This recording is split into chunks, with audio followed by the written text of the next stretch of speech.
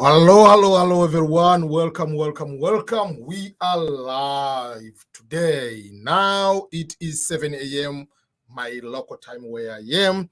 I want for you to do a few things. Number one, confirm if you are able to hear me. That would be number one. Number two, tell me where you are exactly right now watching this live stream. I know it is not the normal usual time which I usually do live stream. But from today to January 2nd, I'll be having a little bit new schedule. I want to be able to make a lot of live stream, and I will try to do at least 2 per day. So I'm trying to test to see if everything will be okay. So the first message comes from Das. He say, you are my favorite YouTuber. May God bless you and your family. Thank you so much. If you have a question, go ahead and post your question there. Okay, so let me start answering the questions. I don't have any particular topic today. I just want to be here and respond to as many possible questions. You can ask questions about green card. You can ask questions about overall life in America, finding jobs, just my story, whatever you want to ask, and the appropriate question, obviously, I will be happy to respond.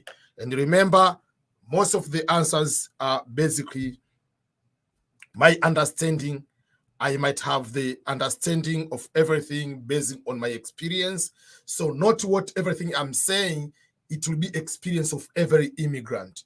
Some immigrants have bad experience, some have good experience, and so forth. So for instance, that is in Qatar right now.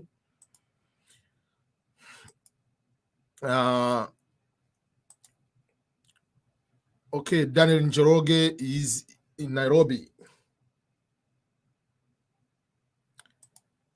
Okay, there is nothing new at the moment for the DV 2021 winners. For the DV 2021, remember, I'm talking DV 2021, which ended in September 30th is the interview. What you need to wait is to wait for the lawsuit, decision of the lawsuit. Okay, Yami Plus in Saudi Arabia. Welcome. Thank you. So let me go ahead and start answering some of these questions. Let me put my things ready. So, okay, a few questions. Let me start with the first one. Let me put the question here.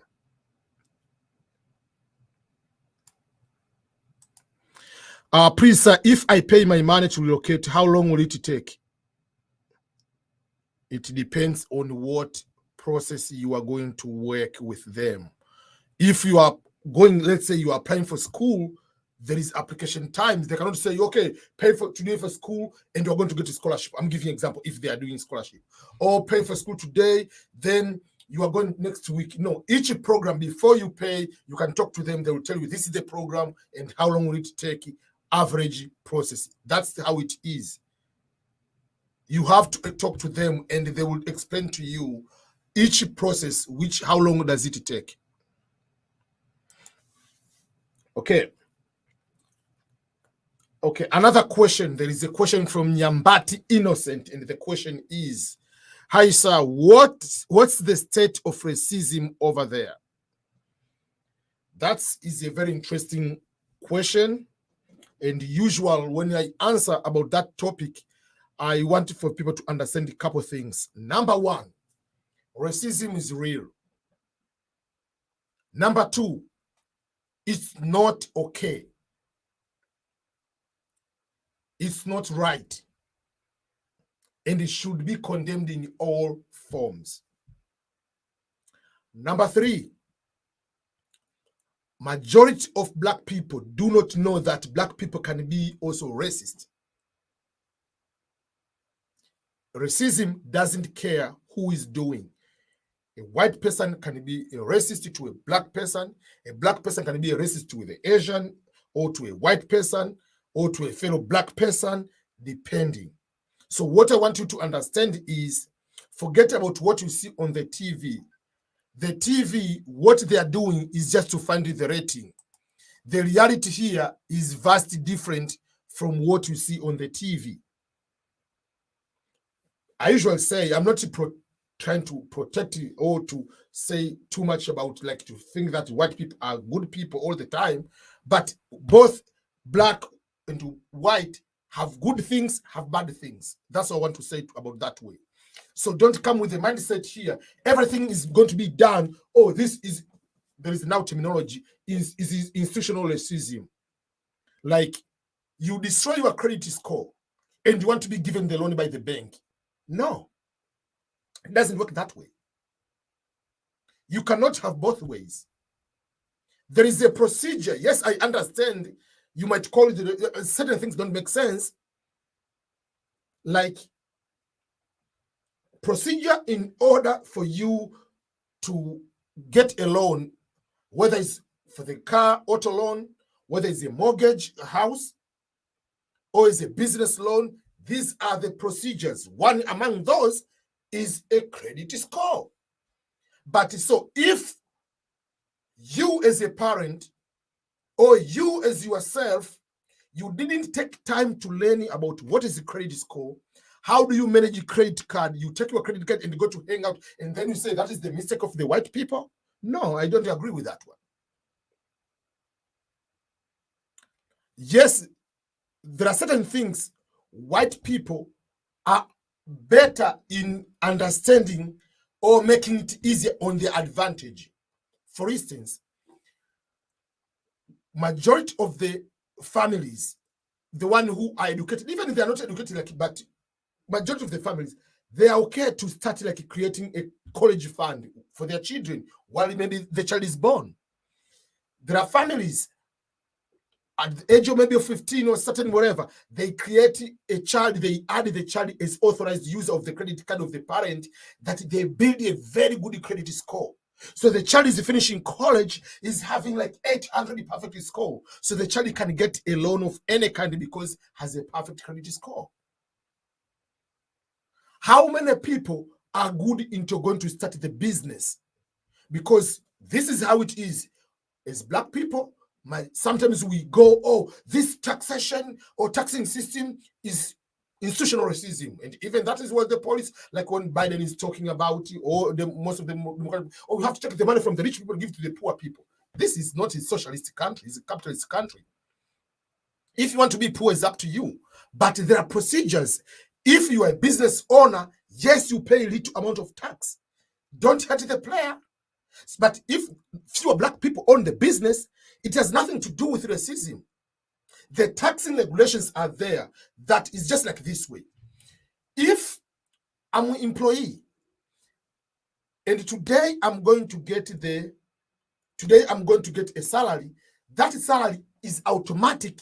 They're going to take the taxation. They're going to take their tax, federal tax, state income tax, and other deductions. So the federal and the state, they're going to take over 20% sometimes. And then there is a city tax. But if, let's say, assume I'm a full-time YouTuber, or I own my own business. So if I'm a full-time YouTuber, purchasing this microphone is a business expense. I purchased the iPhone 13 Pro Max. This is a business expense. But you, if you are employed, if you buy this one, it's not a business expense. The bill I pay for my phone using the minutes and the internet is a business expense. I use the Wi-Fi here in my house is a business expense. I bought the Mac is a business expense. I bought the new lights is a business expense. I flew from US to Tanzania for the month of end of August going into September. That is a business expense. So in the end, I'll go to be taxed a very small amount than you who is employed. So that is not institutional racism. That is the pure capitalism, how it works. That's the business side. So the point is to teach people on how you can be also accessing those opportunities and not just blaming white people on everything. Yes, there are racist white people. Yes, there are good white people. Yes, there are racist black people. Yes, there are good black people. Yes, there are racist Asian. Yes, there are good people who are Asians. So don't bring to me like racism is only about white towards black people. If you play that role, you'll be a victim every single day. You apply for a job, you don't get, oh, it's because I'm black. Give me a break. So that is what I can explain about that point, if I may say that way. So come here with the mindset, I'm going to excel. About black people being killed by the police, yes, it happens. Are police people racist? Not all. Some, yes, because they're normal people. But the point is, how many people are killed by the police? Are black people or white people?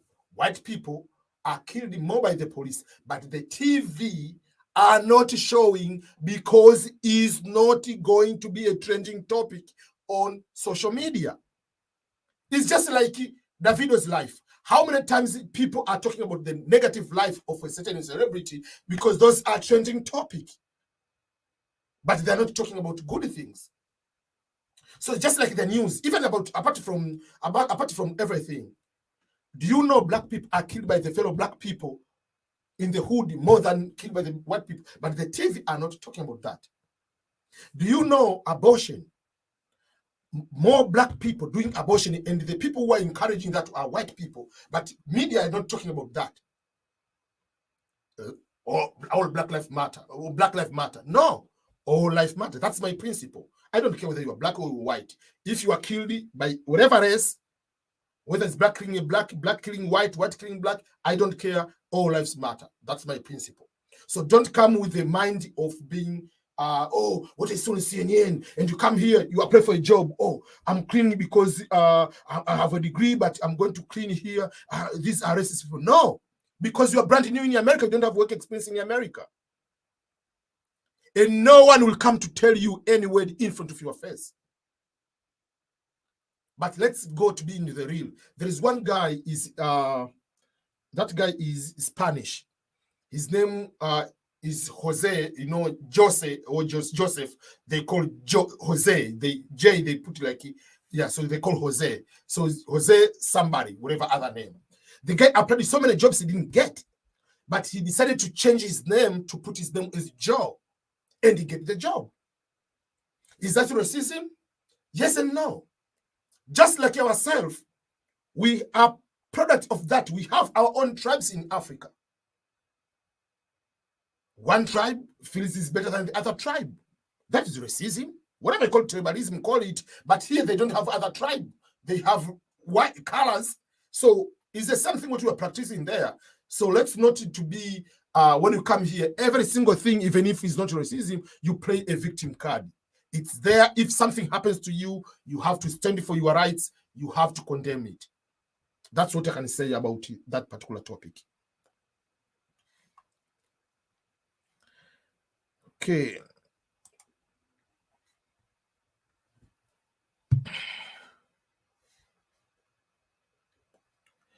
There is a question about studying in Canada. I'm applying for a study permit for Canada. What are the thoughts on these? Please shed a light on this topic. So, number one, you don't apply for what is called a study permit. There is no study permit. You are applying to be a student in Canada.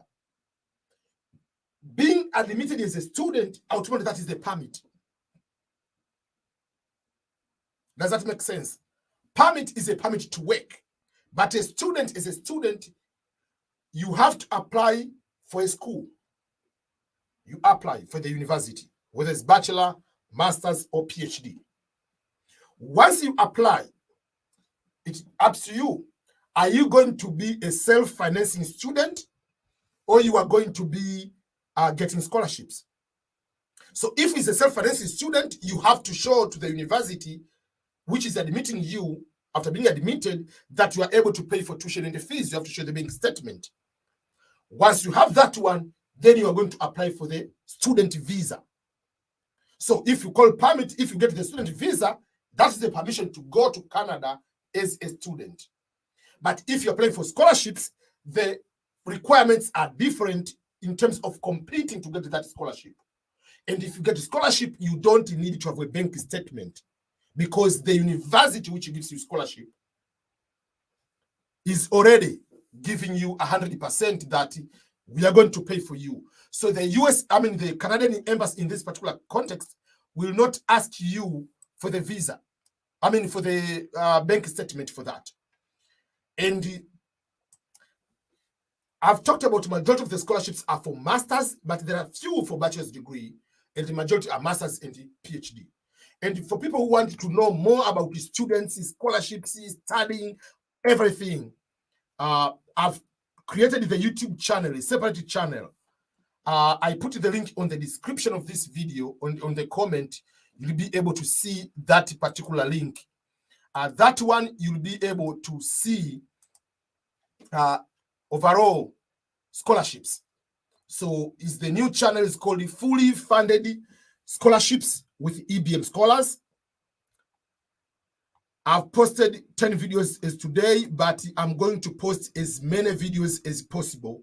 I have already created the other videos. I haven't published them, but there are more than 20 videos already, which by the end of today, they will be there. So you have to know when to apply as international student. If you are looking for full funded scholarship, what are the things you need to know?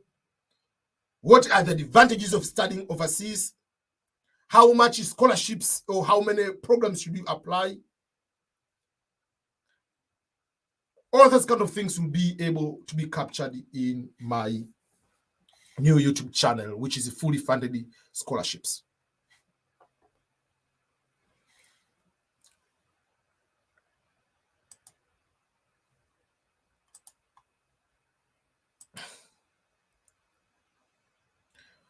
Case number 11,000 for Africa. When will I get the second notification letter? Basically, you have to get it by January. You have to get it because your interview, now is because things are going a little bit slow, but your interview in a normal perfect world, your interview is supposed to be by January. So because of that delay, your interview might be maybe by February. That's what I can say.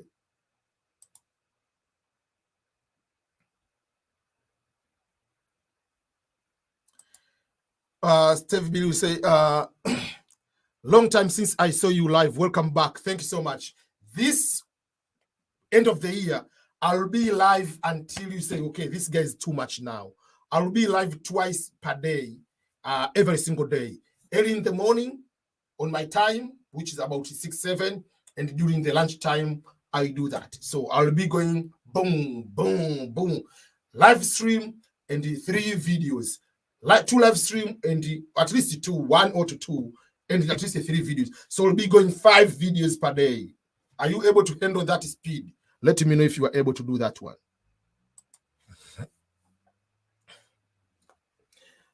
There is a very good question about what happens when you win the diversity visa lottery. And the question is, when you win, what will you do next? What are you going to do next after winning the diversity visa? So number one, before I go to say when you win, what is the next step? Number one is, how do you know if you have won the diversity visa lottery? It's very simple. When the results are out, and the results are out on the day is announced. For instance, for those people who have applied for the DV 2023, the results will be out on Saturday, May 7th at noon Eastern time, the time of East Coast of the United States of America. So when the results are out and you find out you have won, and to find out, you use your name, last name, year of birth, and the confirmation number you were given after applying. And you'll be able to find 2 types of results. Number one will say your entry has not been selected. It means you haven't won the diversity visa.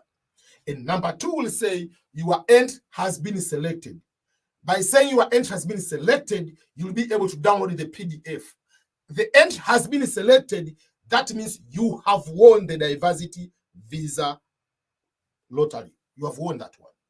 And you'll be able to download the PDF. When you download that PDF, that is the first notification letter. And when you open that first notification letter, the first thing, forget about anything else. Go until down to see what is your case number. Because you can be so much happier. You have won, but your case number is 130,000, which you will never be called for the interview. So check your case number. The case number is the most important information you must check first. That's the next step, is to check the case number. The case number will be able to determine when you will be called for the interview. After knowing your case number, then no matter the case number, the next step is to go and fill the visa form, DS-260 immigrant visa form. When you are filling the visa form, obviously, you must have your passport. If you are married, you need to have the passport also of your spouse. If you have children, you need to have the passport of your children, because all those information are required. Another thing you need to know or to have, next step, is to make sure you have the address of where you'll be staying in the United States. That's when we say, who is your host? But technically, it's any address you have. If you want to apply, if you want to fill that form quicker, you can find the address, or you can put any address at the beginning in order to complete the form, because you cannot submit the form if there is that part of the address in the United States is not there. But you have to have a host to put the address. Then, after filling the DS-260, then you wait. Now, the good news, because they've removed the process of requesting for the documents. So after the first notification you have won, you have filled the visa form DS-260, you wait. You wait until your visa bulletin. The visa bulletin is a bulletin which shows the cut-off points or the cut-off case numbers for the winners. So they will say, this month of October, we are processing up to 2,000. This month of this one, we're processing up to 6,000. This one until to 10,000. So if you are in that category of that visa bulletin time, you will be receiving, in that particular month, you will receive the, what we call the second notification letter, which is the interview schedule date. The interview schedule date, when you receive that one, you have 4 to 6 weeks until the interview. So they don't give you the interview date today to go tomorrow. You have almost 6 weeks. In the 6 weeks, you will be able to do the medical. And in order to do the medical, remember, from October 1st, it is a requirement for anyone who is going to be given the green card to have the COVID vaccine. So you need to have the COVID vaccine. And anybody, even if you're coming to travel to the US from November 1st, November 8th, it is a must to have a COVID vaccine. So you have to have vaccine and you have to do the medical. Then from there, you go to the visa interview. In the visa interview, obviously, they want to know if you were the one who applied by showing the details like the passport. They want to see also if you qualify based on education or work experience. So those are the steps which you happen.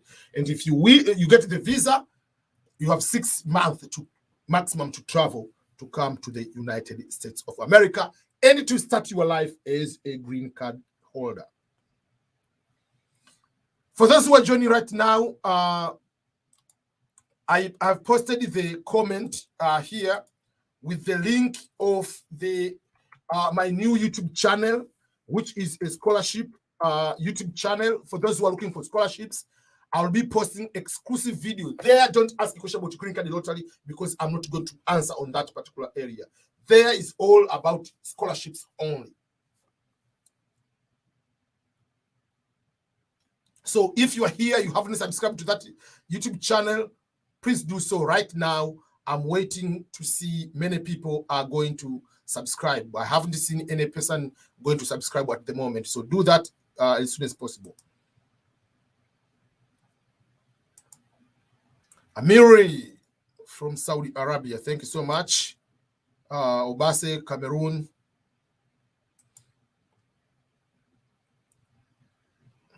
What clarification do you need exactly?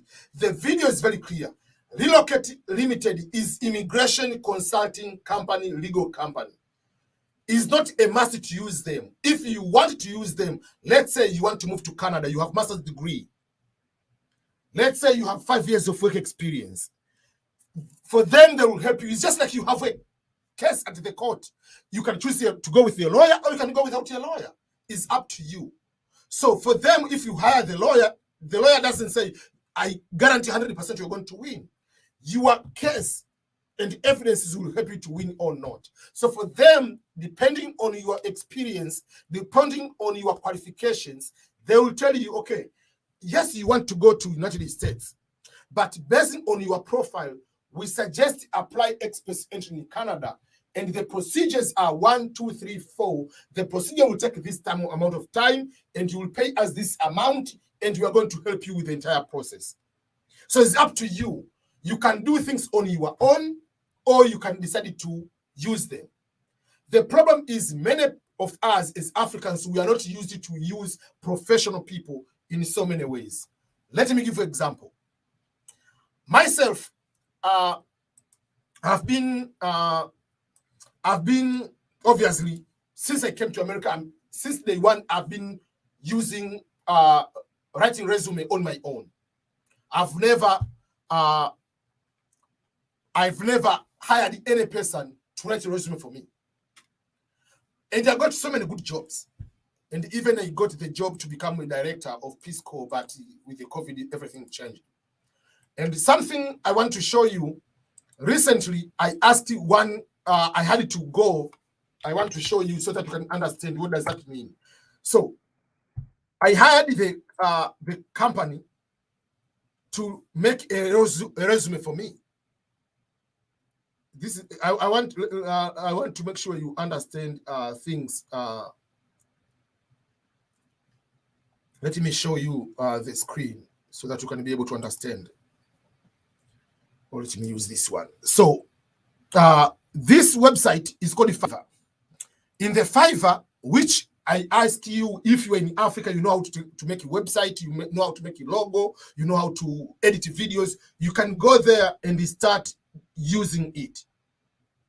So this guy, for instance, let's open this guy. I use this person and I use this person. So let me show you example what I mean. This person is writing a resume for you. You pay him. If you want the basic one, so let me show you. This person is going to respond to you. So there is a basic resume writing, there is a standard resume writing, and then there is a premium resume writing. So I paid him $90 to make this one. Do I know how to make a resume? I know.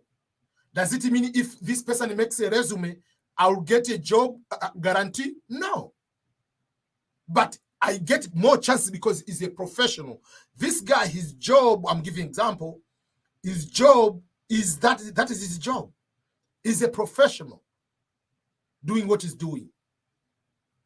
And if to prove that way, this person, this is his experience, you can be able to see he has 4.9 star, almost 5 star, almost 205 stars. So he has made a lot of resume, this person.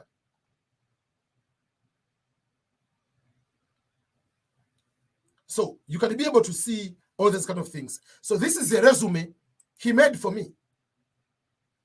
3 pages resume. But this is a very strong resume. Myself, I could not write myself like this way until I was surprised. Oh man, I have all this. So doesn't mean that by using him, I'm going to get a job. No, but I want to have someone professional to do something. That is how like Relocate Limited is.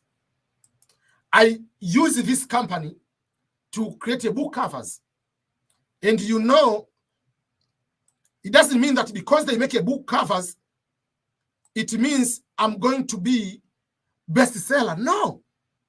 This person is a lady, is in Ukraine. She made all these book covers for me. I paid for all these book covers. all these book covers. So the point is to use a professional person to do something for you.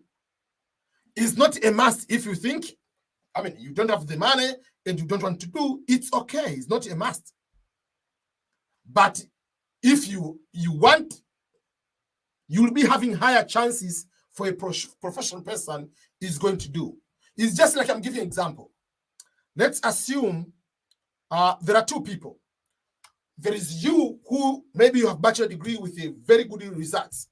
To apply scholarship on your own, yes, you'll be able to get it. But if you go to a professional scholarship consultant, will be able to make sure that you have a perfect resume, you have a perfect statement of purpose, you have a perfect everything, and you'll be able to get it. That is the point of using a professional. But doesn't mean that a professional will guarantee to get a scholarship, but you'll be having more chances. It's just like you to go to fight Mike Tyson without a trainer, your chance is completely negative 100. But if you have a trainer, professional trainer, you'll have a chance is very zero. You have a positive. That's the point. So I don't want to make you, for you, like, oh, I'm going to, let's say, I'm just a standard 7. I don't have any work experience. I don't have this opportunity. And Relocate Limited, if I pay them, they're going to give me a job at Apple company in America. No, it doesn't work that way. Before you pay them, they will give you your chances. They check your eligibility, and that's where they need to have the documentation. It's just like you come to me, EBM, I want to apply for scholarships, and I want to pay you so that you can help me. And your GPA is 2 out of 5. I'm not taking your money. And I'll tell you are not going to get a scholarship. So they're not going to take a scholarship unless otherwise they know for sure you have a chance for you to get what they're explaining to you. Does that make sense? Martin, looking forward for winning. All the best, my friends.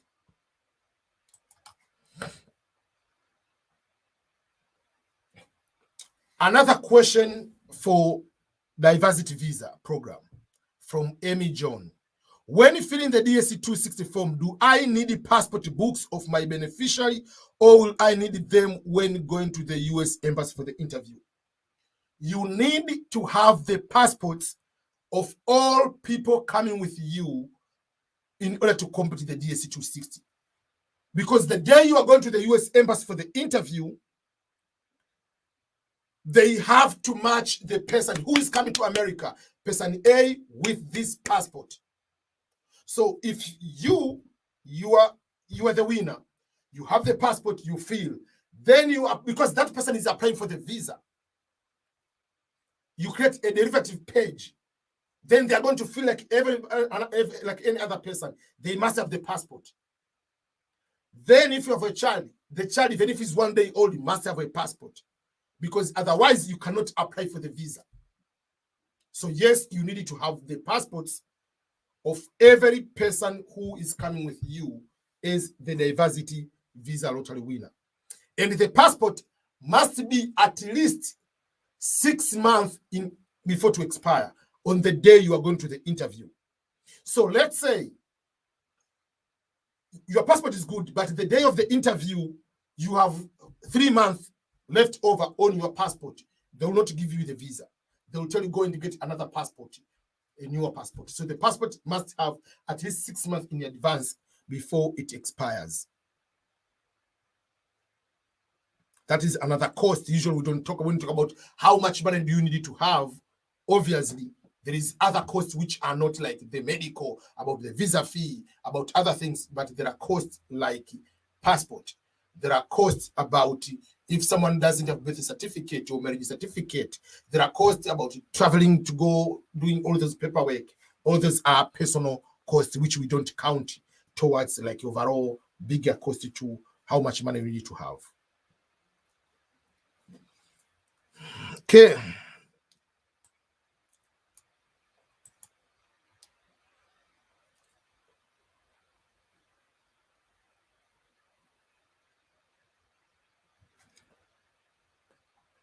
There is a question about where or the location of the interview if you are not in your country, you are in another country. The question comes from Concepta Conscious. Hi, Mr. EBM, I'm in Qatar, but I'm Kenyan. So if I win and do my interview in Qatar, will I be scheduled according to African Visa Bulletin or Asian Visa Bulletin? These are the few things I want to mention in order to answer that question. Number one, when you are applying for the DV lottery, it doesn't matter your citizenship.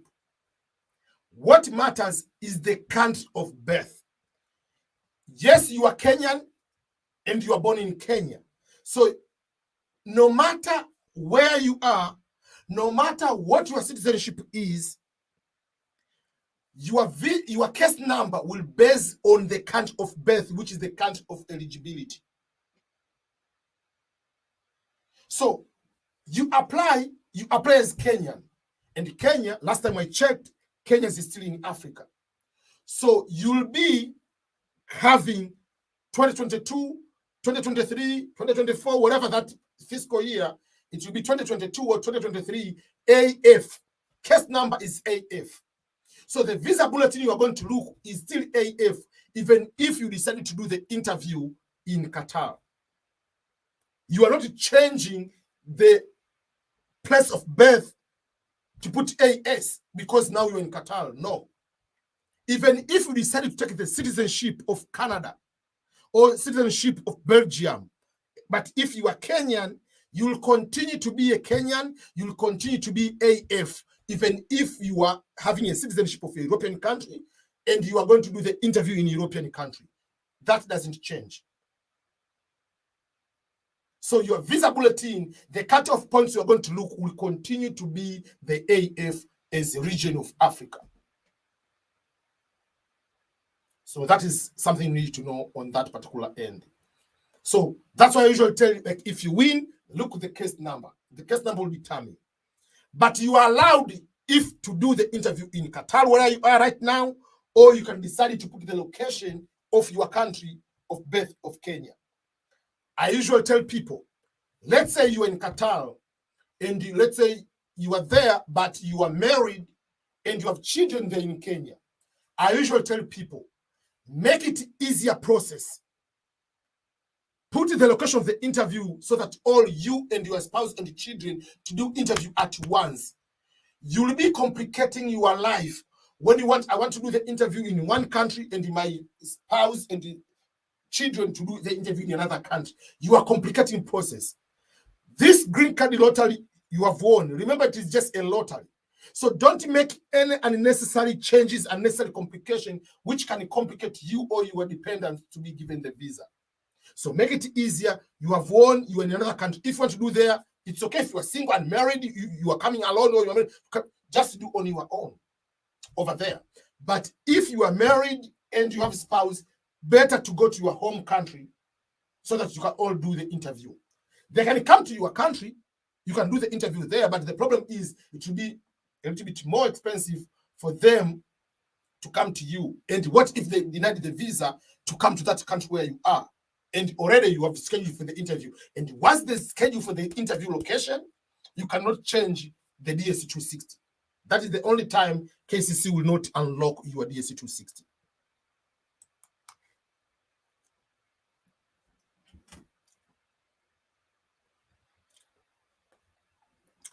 There is another question with regard to closing of the embassies. What happens in the situation where the embassies are closing or complicating procedures or fewer hours of operation? The question comes from Dr. Africa.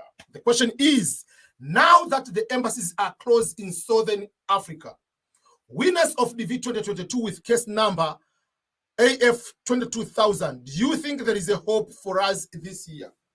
The hope is there. Remember, when the embassies are closing, they are not closing forever. They are closing maybe for a month or for a few weeks when there is a high spike of that particular variant of the COVID which is there. So they're not closing forever. So Let's say if they're closing for a month, yes, it's affecting, but 22,000 number is a small number. It's not that like 55,000 or 49,000.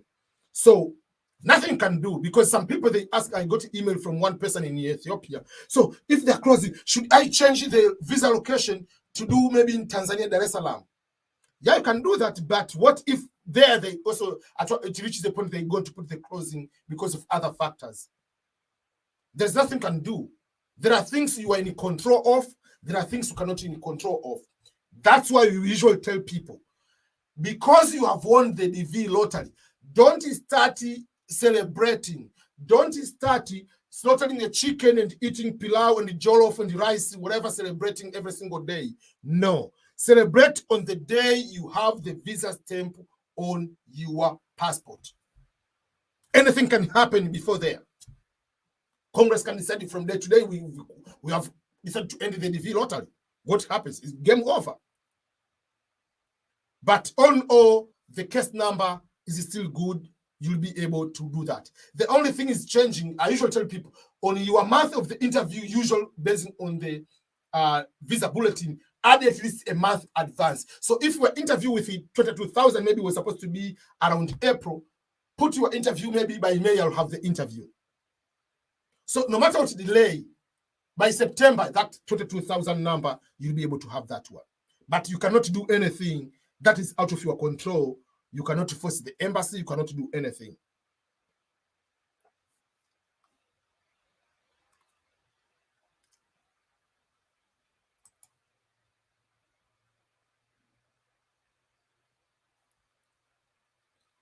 Okay, I don't understand your question. When you say the real people, can you help us to know the real people working with? It's American company. It's just is a company, a legal company. And when you talk to a human being. What do you mean like real people? Okay, I'm not working for Relocate Limited. Why is it like a big deal? Why don't you ask if KCC is a real people? Yeah, it's a company. Basically, I don't understand. You have the option to work with them or not. It's optional. It's not like I force you to do that. No. If you want to work with them, yes, it's a company. A company is comprised of people. It's a real people. I'm not part of that organization. I'm not part of that company.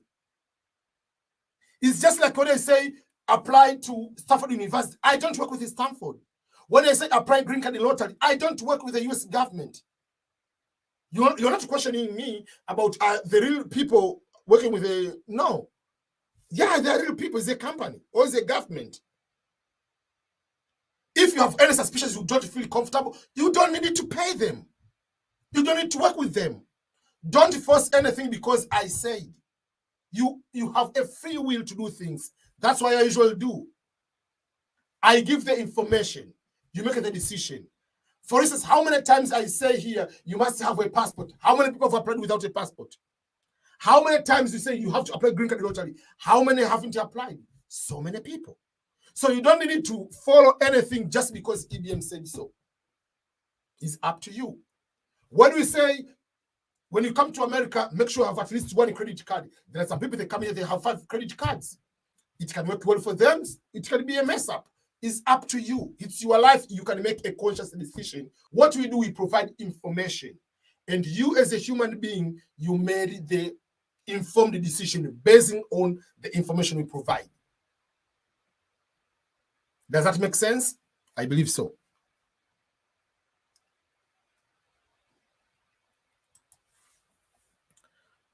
Hello, EBM. I'm a DV winner 2022, and my number is around the AF 6500. When do you think you will be scheduled for the interview? Your interview will be February, because there is a delay in Africa, but I've seen people for 4,000, 5,000. They have already scheduled for the interview for January. So the delay, it can push you to February. Congratulations for being among the winners.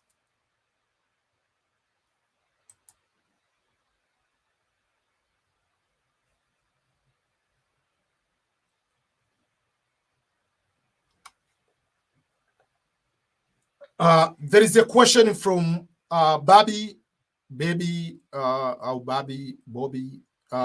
Senpai. if I pay for the green card in my country, how much time will it take for them to send it to me at my American address? That's a very good question. Few things I want to understand. For people who do not know what you say to pay for my green card, these are the processes. You have won the DV lottery. You fill the visa form. You are scheduled for the interview. You do the medical. You go for the visa interview.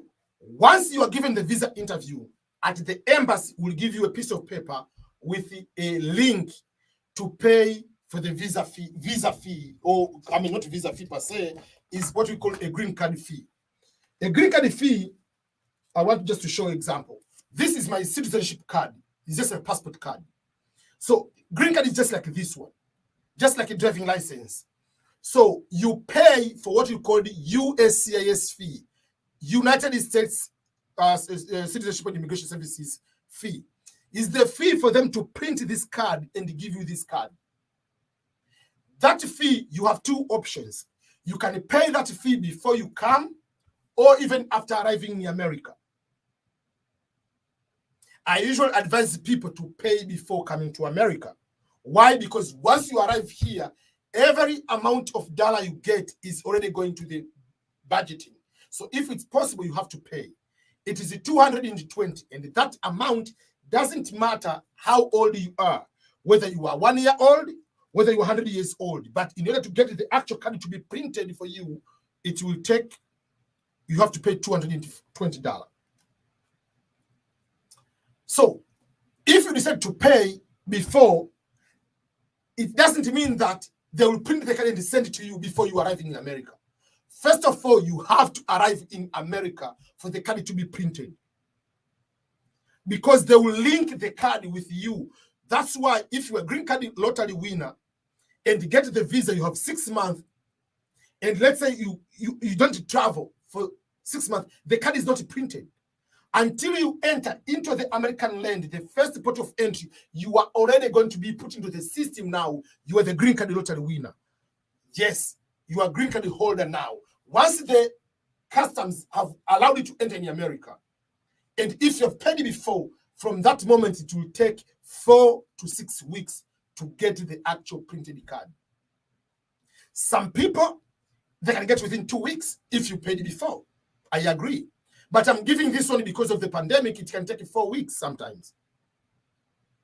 But it's 2-4 weeks you'll be able to get it if you pay before.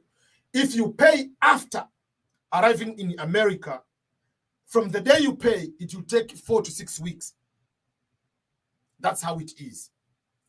But it doesn't mean that you cannot start working, because the visa on your passport is what is called the immigrant visa, is a green card visa. So once you arrive in America, you don't need to have the actual card to get a job, because you are green card already.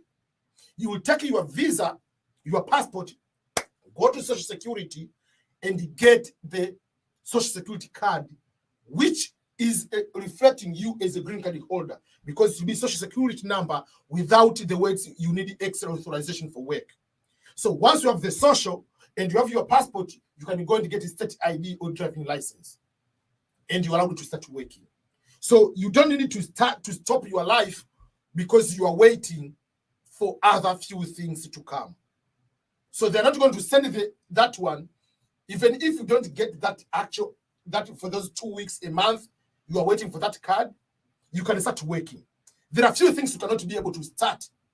For instance, you cannot go to join the military like the day to be enrolled without the actual printed card. They can start the processing, but in order to go and take the first oath of enlistment and choose the job to agree to go to the military, they cannot allow you that. They will start like a recruiter to do some few things behind the scene before you have to get the actual card in the Social Security number card, so that they can be able to allow you to join the military.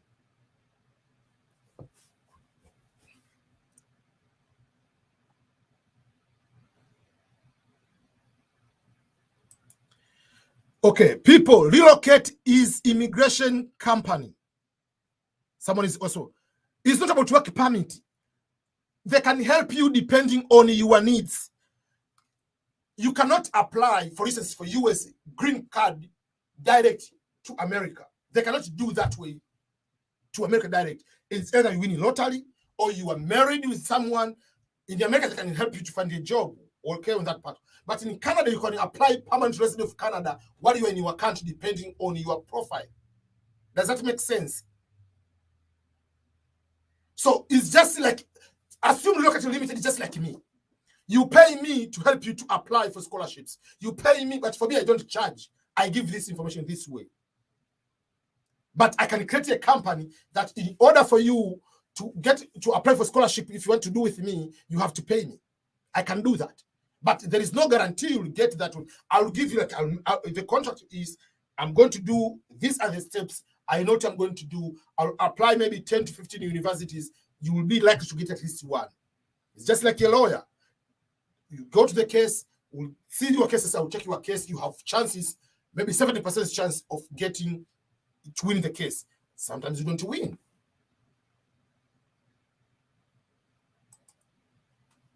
Thank you, Charles.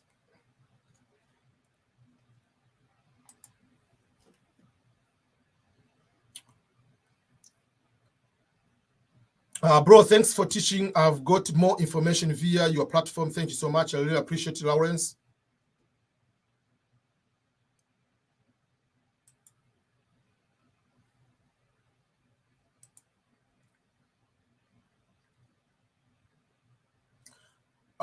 Bruce Bemba from Kenya, just thanking you for the advices with the DV lottery and wishing you the happy festive season. Thank you so much.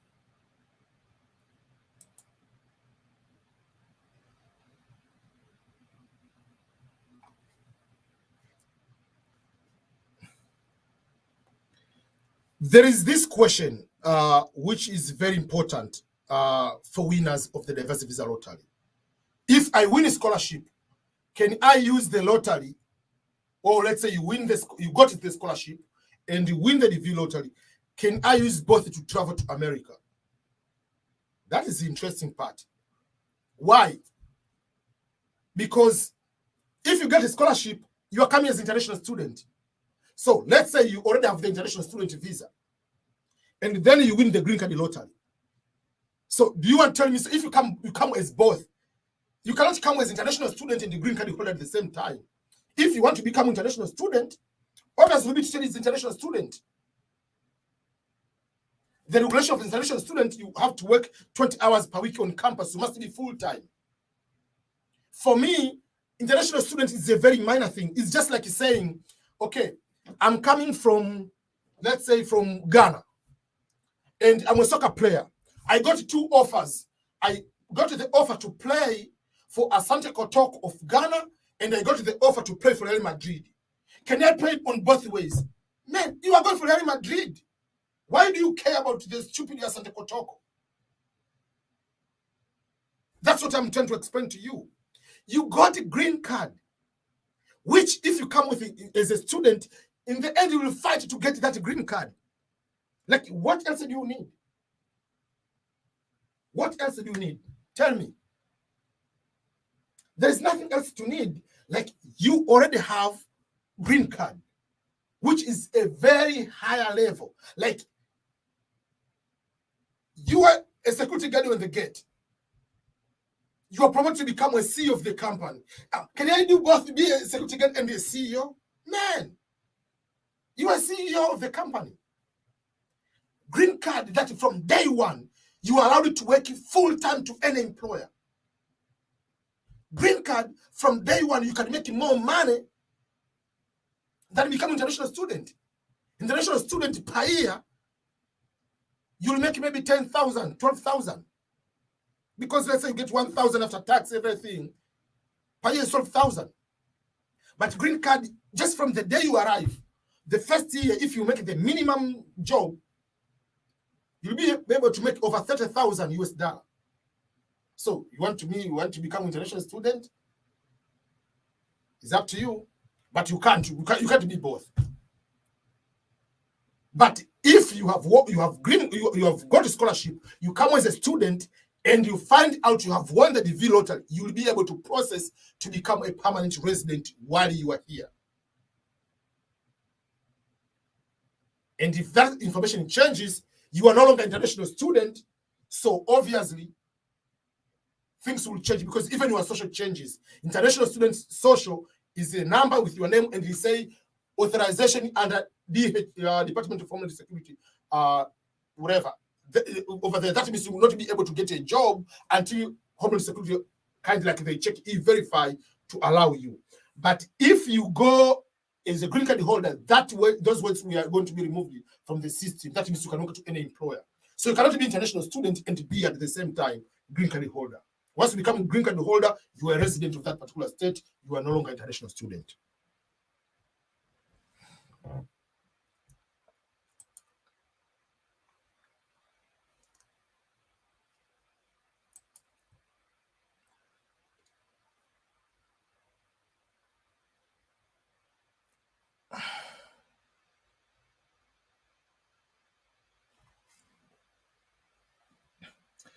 There is this question I have to try to understand is about joining the military. Do reserves join tech school after training period? Yes. First of all, in order to be a fully trained military personnel, you have to go to the basic training we call boot camp. Depending on the branch, is 8 to 20 weeks. You finish, you go to what we call advanced training, which is A school. Depending on your job, you'll be all active at that time. Once you finish advanced training, then you are going to your duty station. If you are reserve, let's say you are Navy reserve, you will go back to your state. If you are in the Army, which is Army Reserve, which are called National Guard, you are going to your state. So that's how it is. That's number one. So you have to be fully trained, complete the training, which is the basic training and advanced training. They don't call it tech school. It's called advanced training. Once you finish there, then life continues. So the active will continue to be active, the reserve will be reserve at that time. But from day one of the training until you finish advanced training, there is no differences between active and reserve. You all receive all the training, everything the same. And the follow-up question is, and for the green card holders, which options are there due to the need for security clearance? So, first of all, if you have a green card, you are a green card holder, you will never be given security clearance. So even when you select the jobs, there are jobs which require security clearance you will not be able to get because you are not a US citizen. Though you'll be able to get US citizenship while you are in the military, you are in the basic training, but the day you are joining, are you a citizen or you are not? If you are not a citizen, obviously they cannot process the security clearance because the security clearance is going to be processed even before you join the military. So they cannot do that. So you choose the jobs which don't require US citizenship and security clearances.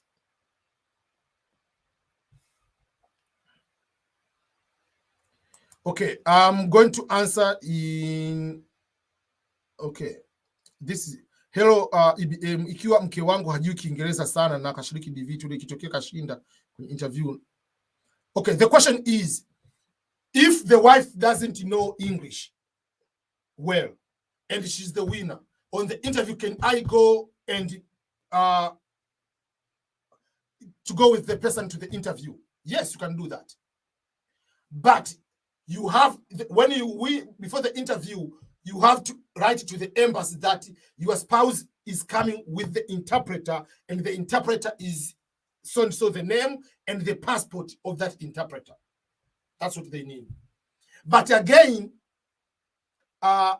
if the wife is coming with you in America and you go together, there is no problem. You don't need to write anything because you'll be both of you on the interview, so you'll be able to interpret it at the same time.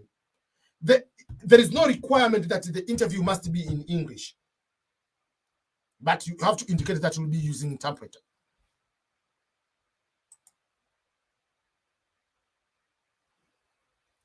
Is police clearance form also required from a country you where you are deported from because of our state? The point is, police clearance is required to any country of stayed for over 6 months. Whether you are deported, you are not deported, they don't care. They want to find what criminal activities you engaged in that particular country. They don't care about other things. That's what they need is, did you commit a crime while you were there? And it depends on the crime. To overstay is not a very serious problem, like if to become involved in the drug activities. Does that make sense? Why we are deported? Is it overstay, or is it you committed a serious crime until, yeah. So that's the point.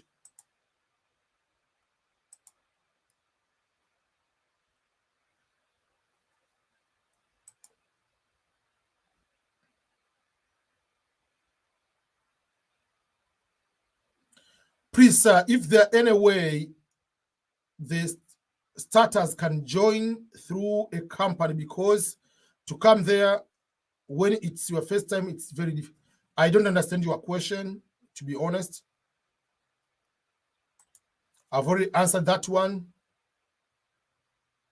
You must have the police clearance. It doesn't matter whether you are deported or not.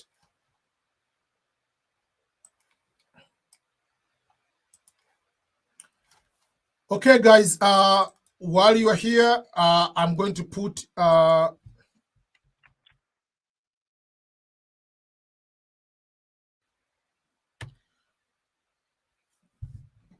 I put the comment of the link of my new YouTube channel. Please subscribe to my new YouTube channel. That YouTube channel is only about education, scholarships. We just got just 3 subscribers from all these 78 people who are here right now. So please do so. Go and subscribe to that particular, yeah.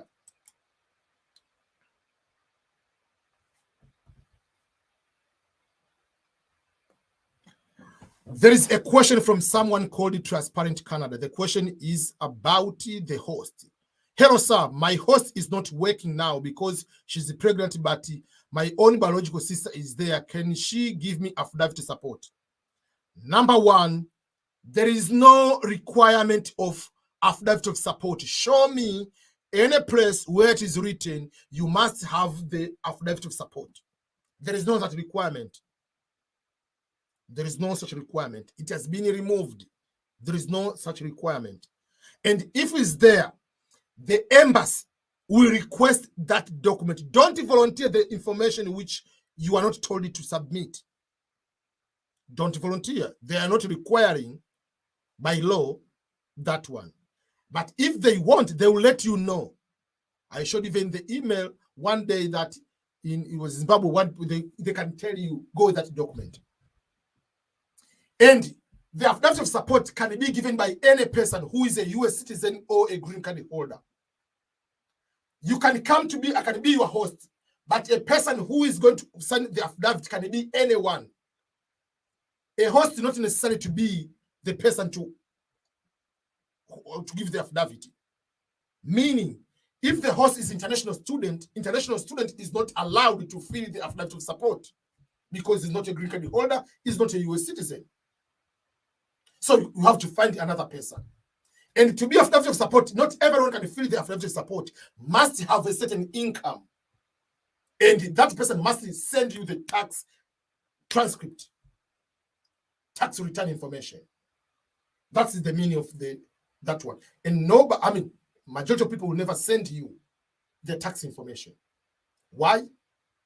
Because tax information, let's say if myself, I'm married with 3 children, all social security numbers of all my children are there, and my spouse and myself. Why should I give you that information? What if someone is going to get that information and use my information to do other criminal activities? So the affidavit of support is not required unless otherwise the embassy wants it. The embassy will tell you to do that. But just because you have a host is not your sponsor.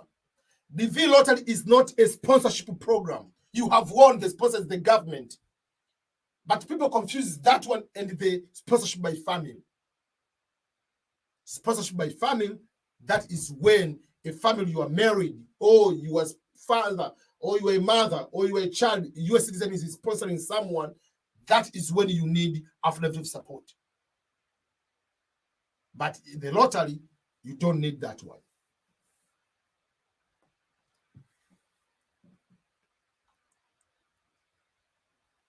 And when you send one comment, please don't send it over and over.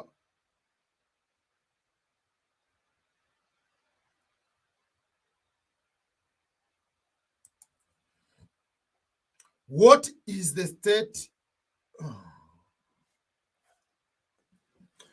What state is the best to live in for a middle class family? That is a very good question. First of all, you have to look United States into classes or categories overall. There are states which we know they are very high cost of living in those states. But within the state, there are also some neighborhood or cities, one is more expensive over the other. For instance, when you say California is very expensive, Hawaii is very expensive, New York is very expensive,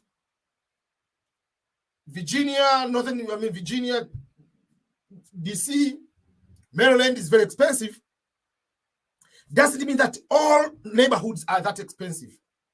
For instance, let's say if you live in California, someone who lives nearby the desert will pay still expensive but cheaper compared to someone who lives in Malibu or someone who lives in San Diego. Someone who is, let's say, in New York, who lives in city center, Manhattan, New York City, will pay more than the person who lives upstate New York. Then you can come to the states which are not that very expensive, which we talk about Kansas, Missouri, Texas, Ohio, West Virginia, all other states like Nebraska, whatever. All these other states are affordable states. But again, even if you come, let's say, to here in Kansas or Missouri, in Kansas, there is a place called Leawood. Leawood is our Hollywood. It's just the most expensive homes. So it still is affordable, but you cannot go and find an apartment there to be cheap. Or you cannot go and buy a home there because the homes are $1 million homes. So again, yes, I can say these are the states which are more affordable, but once you go to those states, it doesn't mean that you have to go to live in the rich neighborhood. But when you are going to look to live, not just focus about the middle income or middle class family, but also are going to look into the other factors. What is the crime rate in that particular area? What is the score of the school district? Because all those information are public. So even if someone is going to the supermarket and is stealing a pen and put in the pocket, if he's caught and is going to the police, that crime is reported, shoplifting. So all crimes will be reported there. So there is a map and there is telling you homicide, shoplifting, whatever. So when you go to live in any area, you know what you are getting into. Where I live, there is no way you can find my nearby area like so many crimes, because this area, we look at those factors, school, and the police is just 1 mile from our house. The fire station is 1 mile from our house. Everything is nearby. So factors, yes, don't go to live in the big, for instance, Illinois is not the most expensive state, but to live in Chicago, which is in Illinois, is most expensive. So that is what is going to change. So do you want to live in town or outside of town? What type of jobs do you want to do? But overall, I usually tell people, you are coming to America, you are in America. So don't force yourself, I have to live in New York to feel that you are in more America than another person. There is no that competition here. But sometimes if you come here, maybe you have applied for scholarship and you go to the scholarship, or you have won the DV lottery program, You don't have much of the option. If your host is in New York and they say, I'm going to give you a place to stay, by default, you'll go to New York. And if you apply for 5 universities, you got 1, you got in California, you'll go to California because you don't have the option. But to stay there for the rest of your life, that is on you. That's your choice. I came here, by default, I was assigned to West Virginia. So I went to West Virginia. But in my normal life, I could not just go and stay in West Virginia. Then I applied for scholarships. I got California. I go to California. I stayed for 6-7 years. Then I moved from California. That was on me to come to more affordable state. So you make a decision on your own how you are going to do and what you want to achieve. And I usually tell people, from the one you come here, whether you're a student or you come as a green card holder, have a mentality. You have to know what it costs to buy a brand new car. What does it cost to start a business? What does it cost to start your own non-profit organization? What is the process to buy a home? Even if you're not going to do from year 1, just to know. By knowing those information, you'll be in a safer situation of what should you do. Like, oh, so if I need to do those kind of things, I needed to have good credit score. How do you make a good credit score? These are the steps. You can open a company, even if it's a registration company, even if you're an international student. You can do all those kind of things. So know those kind of things from the beginning, even if you're not going to implement, because it will shape your saving, your spending, and your entire behavior in this brand new country, which you call your new home.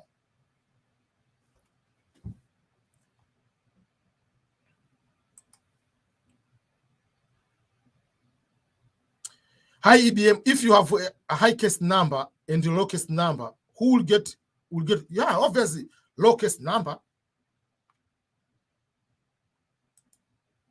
After filling the DSC, how long can you sign in and out? Any day if you want. There is no limitation how many times you want to sign in and out. You can sign every single day if you want to see. 24, 1, 2, 3, 4, 5, 6, 7, 24, or 24,000. If it's 24, you were supposed to have an interview up to now. If it's 24,000, that will be around May.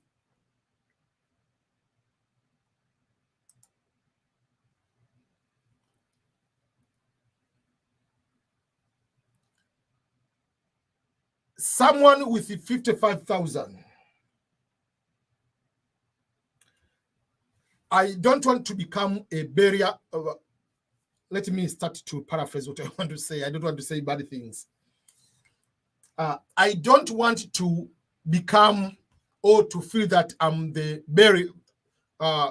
carrier of the bad news or bearer of the bad news. Because the question from Liz Brown says, thanks for your help in all this. Please, case number 55,391, Africa. When will be the interview date? So this is the concept people should understand, the high case number and low case number on the diversity visa. What does that mean? In a normal situation, any person above 50,000 in Africa, you are at the edge of being interviewed. To be interviewed with 55,000, you might be interviewed. I have no problem with that. But that depends on how many people. There are so many people who haven't checked the results up to now. 3 weeks ago, there is someone checking the results for the first time. Not 2 weeks ago, like in the beginning of December. The results came out since May. Someone does 2 people. One Kenyan, one another person is from Ghana. They didn't check the results. So, what is my point? There are some people who will never check the results. So, if their case number is low, that means they're not processing. Someone was having a very good case number for the Division 21, but came to know the results in August. And the end is September. So just fill the form just in case, because now with the lawsuit, we'll be able to be called. But those are the problems. Then there are some people who will be denied the visa for whatever reasons. Maybe they said they don't have a child while they have the child, or they say they are married while they are not. So there are other factors, or they say they have 2 years of qualifying work experience, but the work experience. So because other people will be denied the visa or not going to the interview, yes, 55,000 will be interviewed. But don't start thinking that I must get the interview. So just is 50-50. But if you get interview, your interview obviously will be in September, because it's almost at the edge of that cutoff line. Does that make sense for you? So I don't want to be the bearer of the bad news, but I just want to tell you the truth so that you can understand. Because nowadays, some people, when anything comes to them, oh, these people, why they give us green card and then they're not giving us our visas? There is a procedures, and the procedures have been determined by the law. It's not about the consular officer. The embassy doesn't make the interview schedule. The interview schedule are arranged by the Kentucky Consular Center and NVC, basing on the case number and the visa bulletin. That's how it works. So that's why I usually tell people, when you check the results, you have been selected. Your entry has been selected. Before anything else, just go and check the case number. Before you start eating jollof and pilau and rice, just check the case number.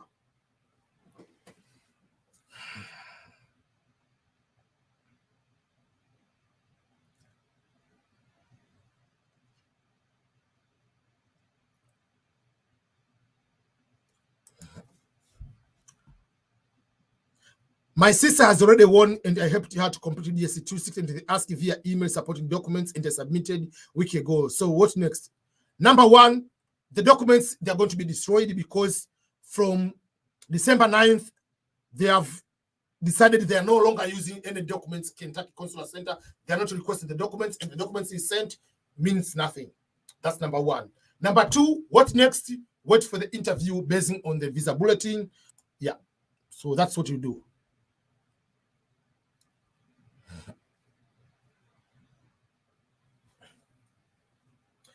There is another question from Kawesi Edirisa.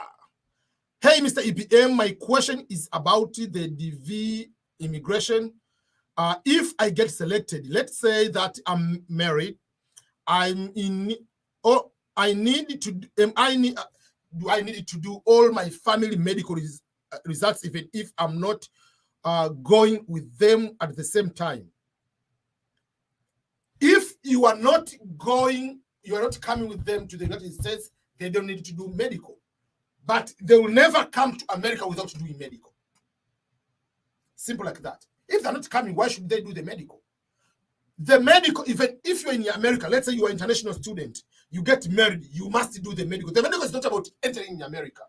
The medical for this one is a medical for any person who is going to get the green card.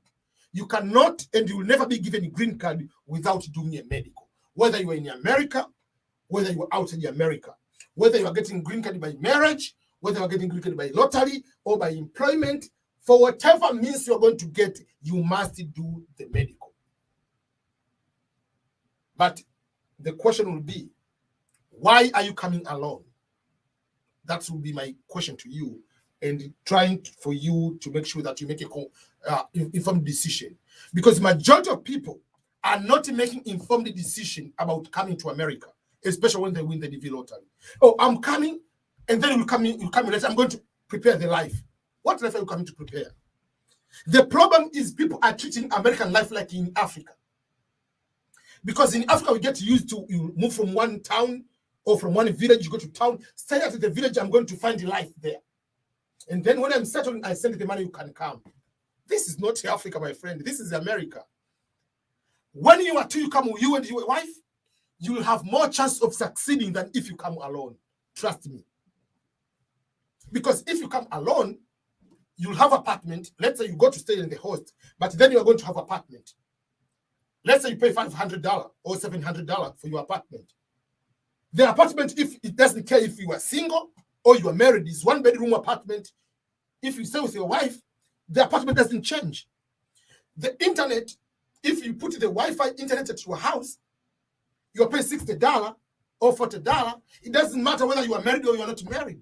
So there are certain expenses that don't change. Yes, there are expenses like water will not change. I mean, bill of water. But the electricity, if you turn the light, it doesn't matter whether there are two people sitting in that house or one person, the electricity will be the same. I mean, cooking gas will be different. I understand that. But most of the cases, the expense will be the same. But this is the best part. Number one will be, you'll be two people working. If you work one person, let's say you get, let's use the math. You're working a $15 hour job and you work 40 hours per week. 40 hours per week, that is 106 hours. Assume you don't have any overtime.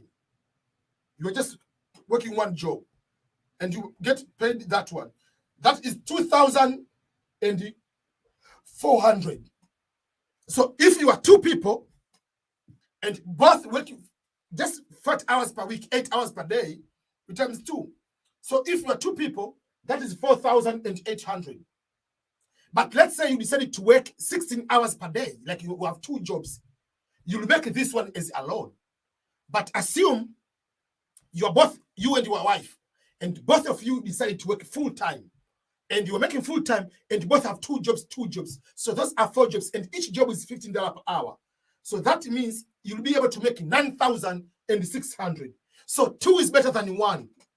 So no matter what, do whatever it takes to come both you and your wife. That's my principle.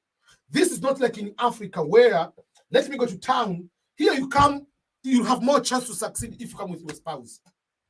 And in a psychological point of view, I mean, obviously, while you are here, you have to send more money to your spouse over there and the children. But if you are here with your spouse, you don't send extra money somewhere else. And the last important thing, the piece I want to add for you is this one. If you come with your spouse and your children, it helps you to bond you together because all you are going the cultural shock at the same time. Both you are going to experience something different at the same time. So it's fun. But let's say you come all at once, you go to McDonald's and you have difficulty to order. You come at home and you laugh. Man, what is that? Is that ketchup? What is ketchup? Why do they cook? You'll have all this funny stuff together, bonding. But if, let's say, you don't do that, and you stay here for 1 year, then your spouse come here, and he's going, what is this sound? You do not know, you pretend to be more as a coach instead of becoming a spouse. So do whatever it takes. Come all at once. And remember, when you say, I'm coming alone, remember, if you are the V2022 winner, your spouse or the other person must get the visa before the end of the fiscal year. Because if it ends, let's say in October, that is September 30th, the following year, the person hasn't been given the visa, game over, will not be given the green card by lottery. So if you want, you will start processing based on other factors, which will be family sponsorship. A green card is sponsoring another person, which will be paying more money. That's number one. You'll pay more. Number two, you will need also to wait longer, up to 3 years process to get the green card. So the choice is yours. So do whatever it takes. Even if you don't have money, find even someone to come here and then you go back. Just arrive the same day, get the plane the next day, go back to your country. It's okay. But don't take the chance of not coming with your spouse. That's my stand. That's my advice for everyone.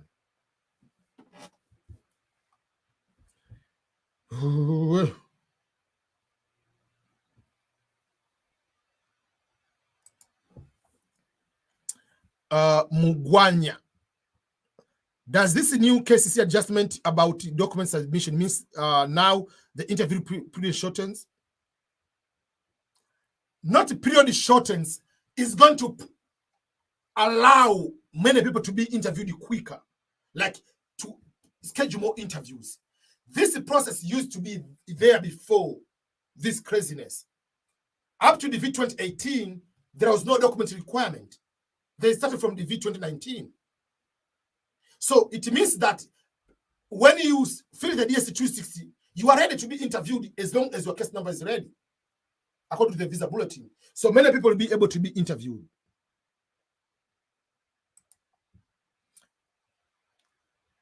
Hi, greetings. Please, I have a question. if I put my daughter in the DS260 that I didn't play with her, we are a family of 5. I only play with my 2 children, me and my husband, since my daughter is I don't know. Okay, the simple way is, if you did it, when you apply, you said you have 2 children, those are the children you have. Anytime you add any person who is not in the original application, you'll be denied the visa. Go to YouTube and let me find the video which says reason to be denied the visa.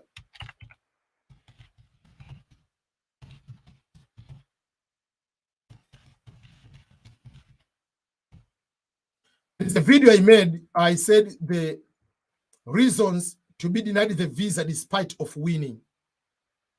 I'm going to put it here. Watch that video.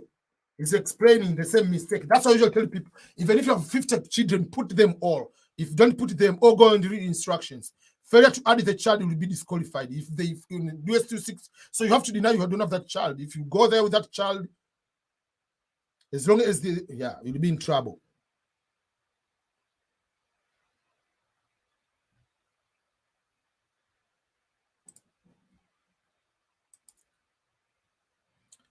Thank you for your teaching, Mr. EBM.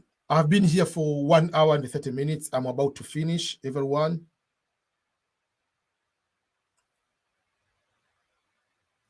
I've already answered this question. Obviously, the person goes first with the low case number.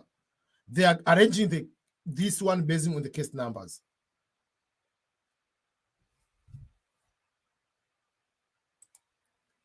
I play. If you didn't include it, you have a child, don't include that child in the DS260. When you have a child, the point is, do you have a child with you in the same house? The question, do you have a child, whether with another woman, whether with whatever, it doesn't matter. Is that your child? You must put that one. If you win, you didn't put that child, you put in the DS260, you are going to be denied. Trust me, don't do that mistake. Next time, you have to learn. Include all your children, whether you live with them, whether you don't live with them, whether you are married to that person or you are not married. If you say it's your child, add that person in the DS260. I mean, in the original application. Hi, bro. Hi, bro. I received the confirmation number for the V2022. Can you tell me what is the next step? Next step is to wait for results, and the results will be out on May 7th. Hi, EBM. Can I put adopted children after I'm selected? The process was not yet over. Yes. If the child is adopted, you have the final adoption papers after applying. Yes, you are allowed to add. But if you had the adoption documents by the court already on the day of application, you didn't add, that is a different story. It's just like the question is, the child is born after applying. If the child is born after applying, you are allowed to add. But if the child is born and you are going to apply, you say you don't have a child, that is a big mistake. So the same way, because adopting a child is just like a child is born, you already have the final documentation after you are allowed to add that child. Kevin, I made an error when submitting the V22. I wrote Kevin. There's no problem. When you win, you can go and change, put the name correct.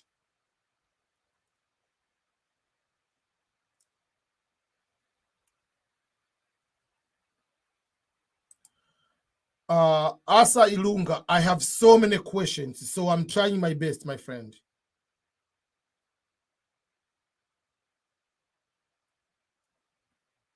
When you send a message, please don't send it over and over.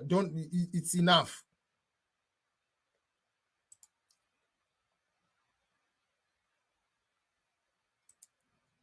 At what exactly time to receive the case number from the day?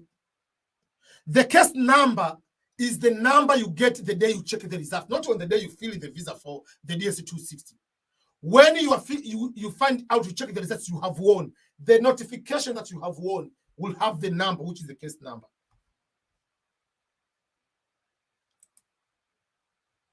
Hi, EBM. Since we are not sending documents to KCC, what about the high school certificate? Should we send the certificate to the embassy? Even KCC, when KCC was requesting the documents, KCC didn't request education documentations or work experience documentation. They requested the other documents, but not those two documents. Those documents, you are going with them on to the embassy. So you're not sending the documents to the embassy. On the day of the interview, you go with the documents to the embassy, original documents. So even before, KCC didn't request those documents.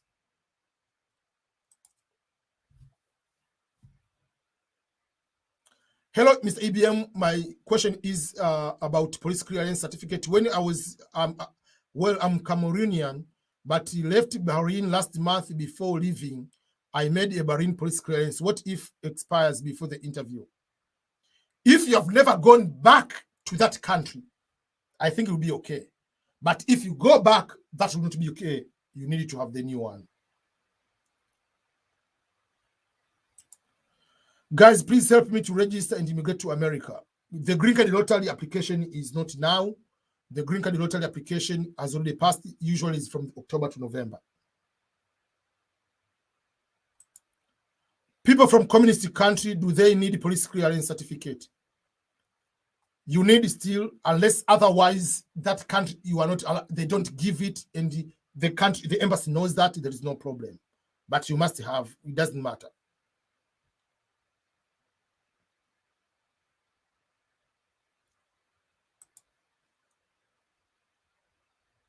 Hi, Ernest. My case number is AS 20,000. Whatever, will I get a chance? Yes, 20,000 will get interview for Asia.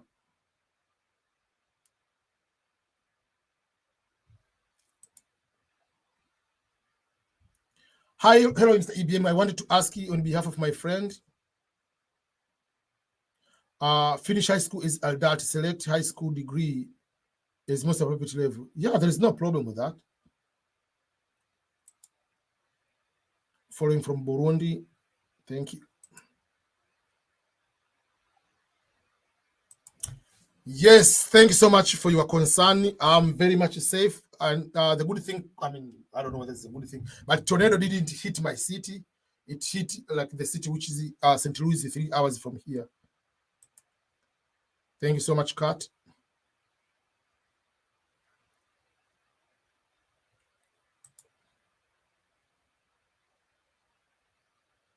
There is no that question anymore about public charge. How will you prove that you will not become a public charge if affidavit support is not selected? Is not required. Public charge document is not. EBM, is Michigan state affordable? Yes, it's very affordable state. It's part of the Midwest state.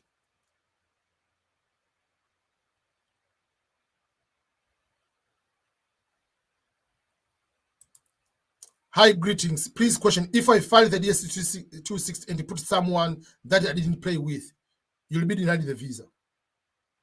Again, I put a video about reasons to be denied the visa,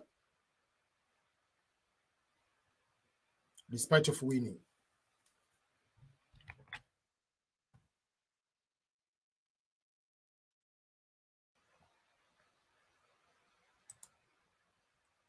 $24,000. If it's Africa, that will be around May.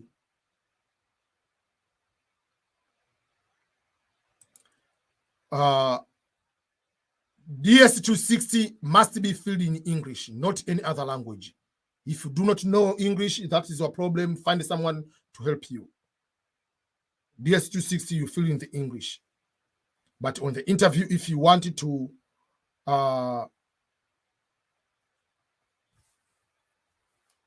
yeah. Okay, let me make it easier for you. I don't work for the Relocate Limited. In order to have interaction with them, go and fill the form. In the form, there is a place to put appointment time to talk to them. You are not talking to me. I'm not their secretary. I want to make it easier for you people. On the form, I made the video. You fill the form. You can ask appointment with them. At what time should they call you? They will call you and talk to you. I'm not their secretary.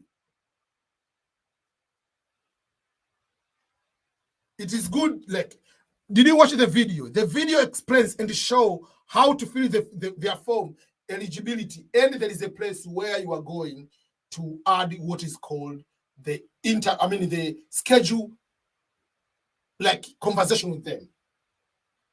Go and watch that video about Relocate Limited again. There is a way on how you can ask them to talk to you.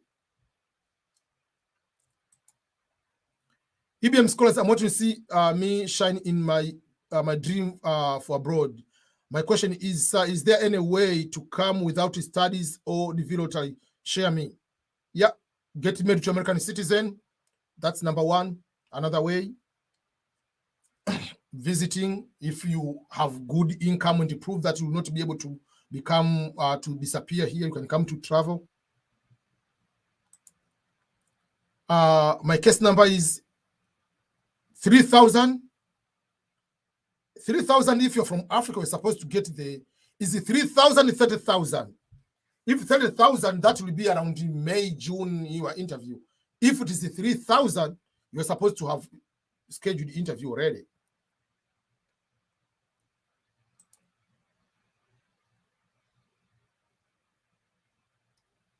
Okay, let me ask you a question. Why do you change the email? Why? There are certain things you don't complicate your life. Remember, this green card is a privilege. It's not your right. Obviously, they will send you the email, which is on the DS260, but according to the instructions, the email, they will send the information. Even when you win, if you have won the DV lottery, go and read the letter of winning. That the email you use to apply is the email they will send the information. So I don't know if they will use the one in the DS260 or the original one you use. Why do you change? Why do you change? Don't put yourself on a necessary situation where you can lose the opportunity.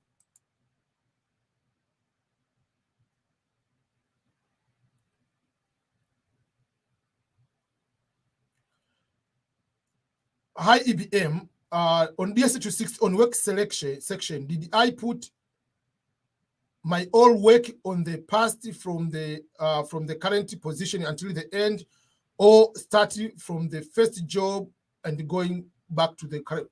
And how many years back? Just 5 years back. They want 5 years back. That's what they want.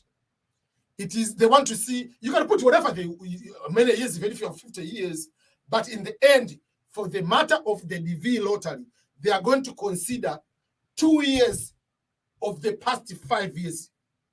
So they look, do you have at least 2 years minimum in the past 5? So they'll go back to 5 years. My advice is start with the current position, then you go backward until the past 5 years.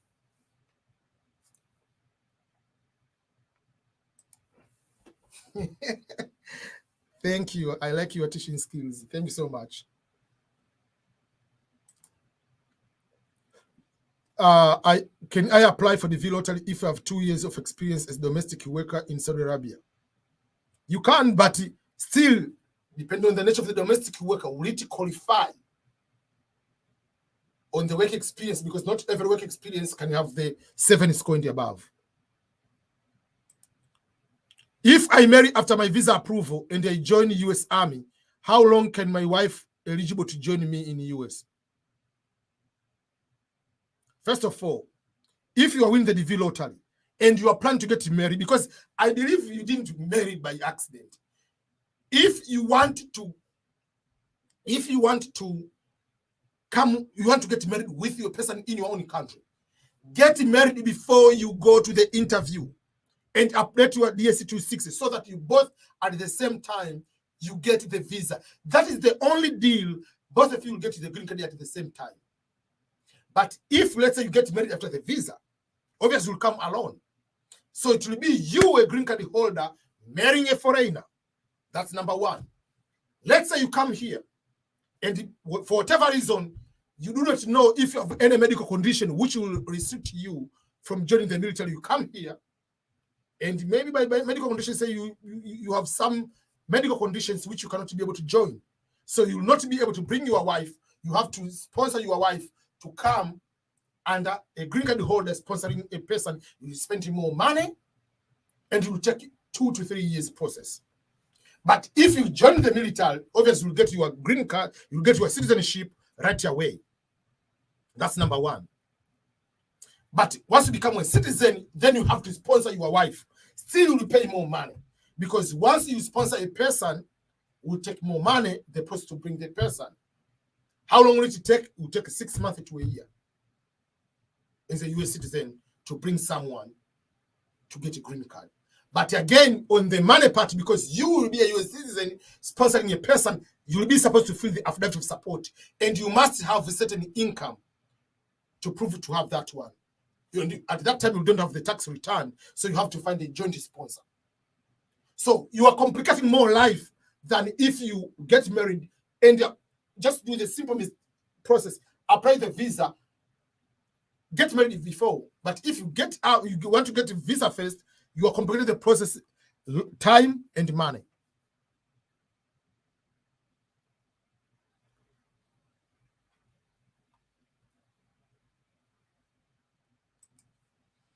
Kevin Mumo, hello sir, I'm EBM. I have gathered a lot of knowledge from your platform. If I get to land in America in the future, I will search for you for appreciation.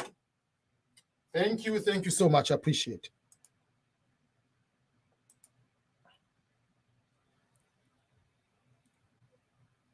Thank you for your education, EBM. Thank you.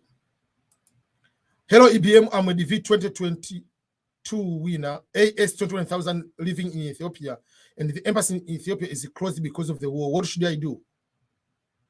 Which country are you from in Asia? Just put back your home country, and then you can travel to go to your home country to do the interview there. Ask cases to unlock your case number, your DSC26, and then change the location. Put the interview location to your home, then to have more chances.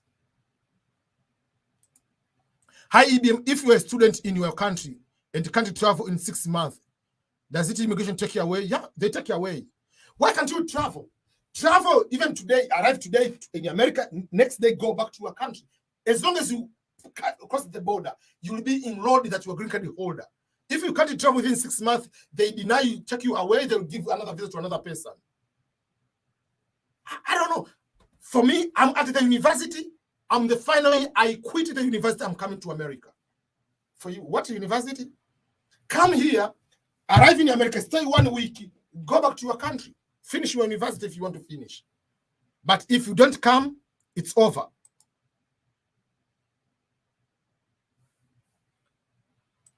Okay, Transport Canada. I have already answered this one. Don't you remember the answer of this one? And you're asking over and over again. I said there is no requirement of affidavit of support. That's number one. And if you want the affidavit of support, any person you can have a host that can be your host, and another person can be filling the affidavit of support, as long as that person is a green card holder or a US citizen. I've already explained that one in detail. I don't know whether you were hearing or not, but the affidavit of support is not a required document. But if it's required, there is no problem. It's not required. But if you want, it's not a requirement. It has to come from the host. That's why I said a host can be even an international student, but international student cannot fill that one. So there's no requirement. A host is just the address where you are going to stay. Who is going to commit to be affidavit of support? Any person, as long as they're a US citizen, whether it's your relative, whether it's not. That's what I explained.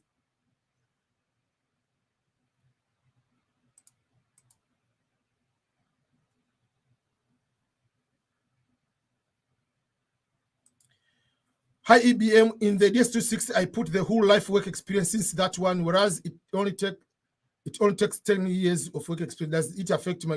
It doesn't affect anything. Don't unlock. In the interview, they're going to look just 2 years of the past 5. So any other work experience is extra. They don't look about that one. Yeah.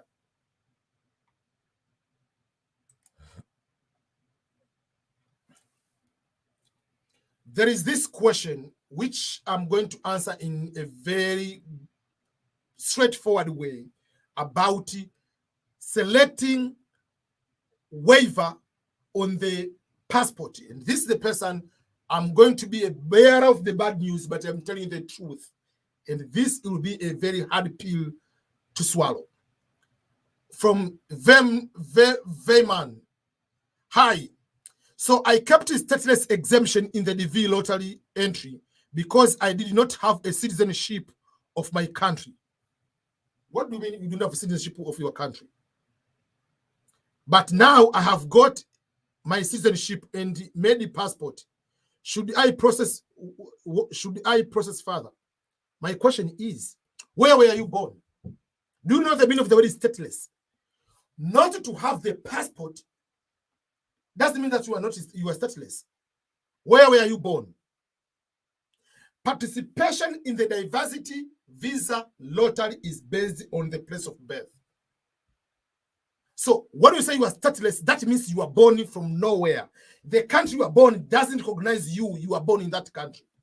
So if you are still alive here with me, tell me, which country were you born?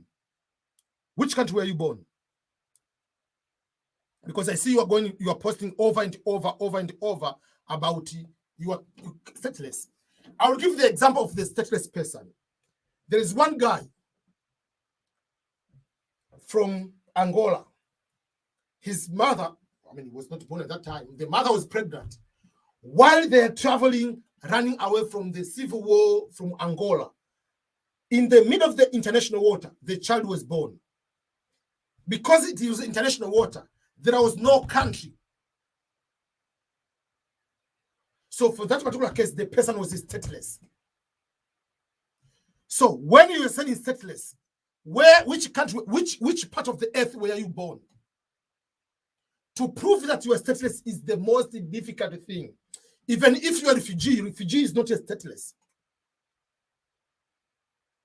If you are a refugee from Congo, yes, you are born in Congo.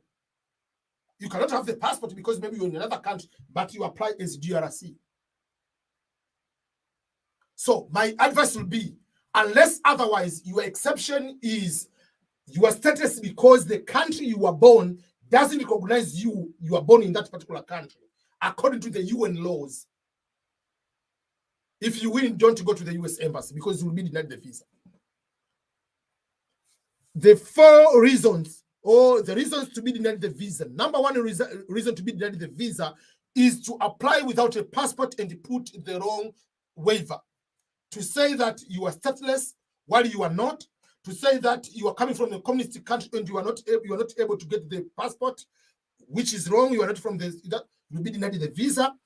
Or to go ahead and say you have the waiver letter from the Secretary of State where you don't have. Those are the 3 exceptions which you don't have, you'll be denied the visa. So if you are here, let me know if you are, which country were you born? Which part of the world were you born? But if you're born in any country, you are born, let's say, in Ghana, you are born in Ghana, whether you don't have the passport, that doesn't take you away. Because you are confused, because I didn't have, you had the citizenship of my country. To have a passport doesn't define you as a citizen. They don't care your citizenship in application for the DV lottery. The DV lottery doesn't care what citizenship of country you are. What matters, the country of birth is the country of eligibility. So tell me, where were you born?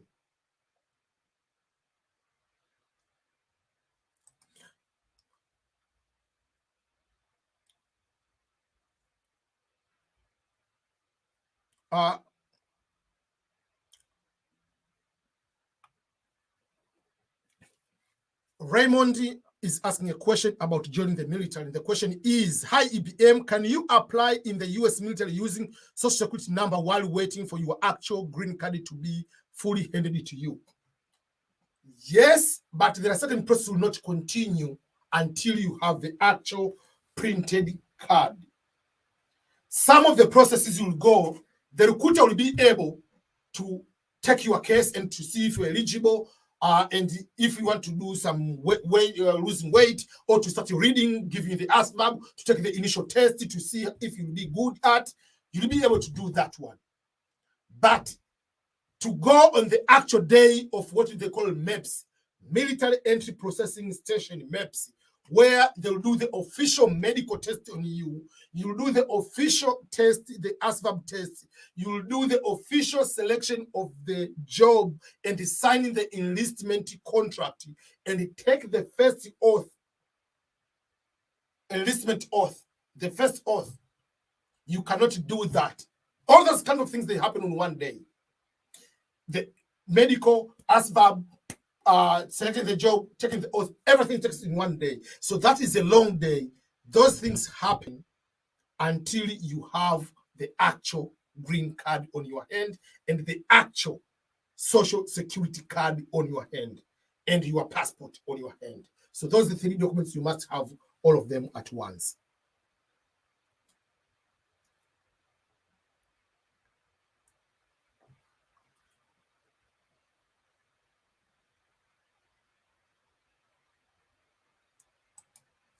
Hi, sir. My previous companies I worked with collapsed a few months ago. I resigned. This way, 7 years ago, but a degree holder. If you have a degree, even if you don't have a work experience even one day, don't worry. And, I mean, to win the lottery, doesn't matter what education level you have, even if you didn't go to school. To get the visa will depend on your education or work experience. And in this context, yes, because you have a degree, even if you don't have work experience, it doesn't matter.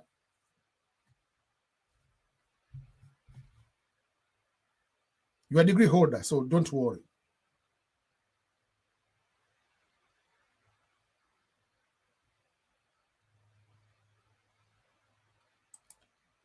I don't understand that question. I mean, can I use self-declared republic documents in interview? Republic, what does republic mean? Republican party or republic? What documents to declare as republic? I don't understand.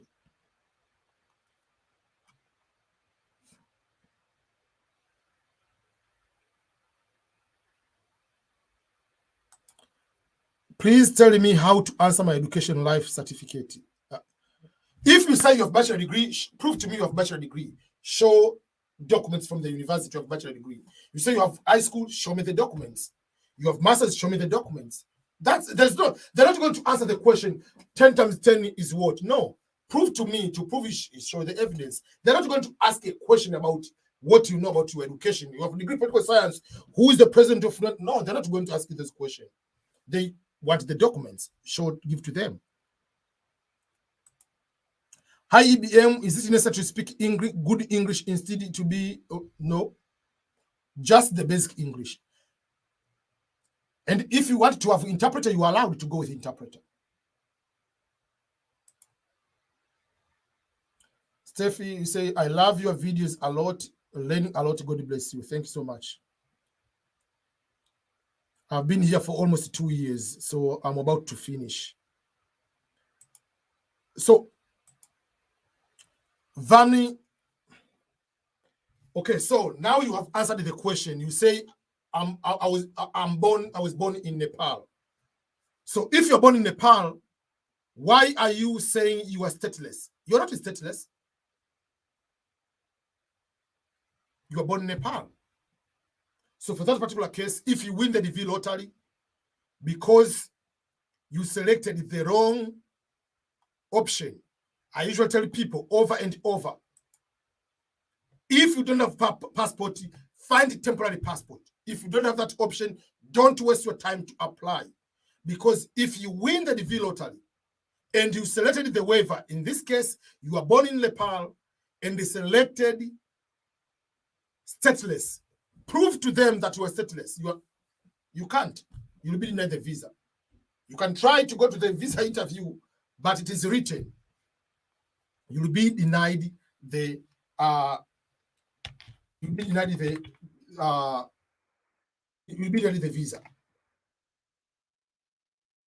And in the instructions, they're very, very clear.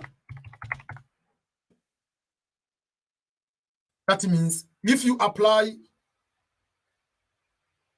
without the passport, you'll be denied. let's make it easier for you, because I might be talking here and so this guy talks too much, and which is not true. So let's go on the actual. These are the DV 2023 instructions. Let's go to the passport. Instruction number 7. Passport number, country of insurance, and expiration date of your valid and expired international travel passport. This requirement does not apply to the dependents on that particular case. You must enter wherever. An exemption may apply if you are stateless. And remember, you claiming an exemption for which you are ineligible or failing to enter a valid passport information will make you ineligible for the DV. You'll be denied. That is what they explain. And on more information, they're explaining on the frequent asked questions again. Why do I need the question number 12? Why do I need to have a passport to enter the passport in the DV program? Are there any exemptions? So this is what is the exemption from the passport requirements. The Department of State's regulations are provided 3 exemptions, limited exemptions from the passport requirement. These exemptions, these 3 exemptions are individuals who are stateless, nations of the communist-controlled country who are unable to get the passport from that country, and the beneficiary of individual waiver approved by the Secretary of State and the Secretary of Homeland Security. If you selected one of the exemption on your DV entry, you will be required to explain how you meet that exemption you selected. The exemptions apply only to individuals who are unable to obtain the passport. If you selected exemption because of a delay in obtaining the passport, which is in your case because you didn't have the passport, whether or not the delay was within your control, you will not be qualified for an exemption and you will be ineligible for a advanced visa. When they say ineligible, it means you will be denied the visa. And here is what the stateless means. Stateless individual. Stateless is a very rare situation. If, I'm reading here, if on your DV entry, you check the box corresponding to this exemption, you will be required to provide evidence to establish that you did not acquire the nationality of your country of birth under the laws of your country, of that country, and you do not have any other nationality. So you said you were born in Nepal. Prove to them Nepal denied you the right to be born in Nepal. So for that case, you'll be denied.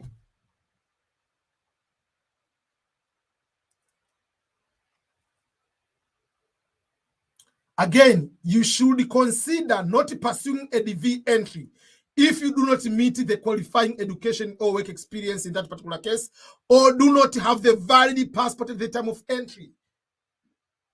That's what I've been saying over and over. I don't want to feel like I'm a bad guy explaining this to you, but that is the reality, that is the fact. So, you'll be denied the visa if you win. For that particular case, if you win, now you have the passport, you can apply for 2024 DV lottery. But if you win, you're not going to be denied. You must have the passport to apply, unless otherwise you have the waivers. Okay, so that ends my last question.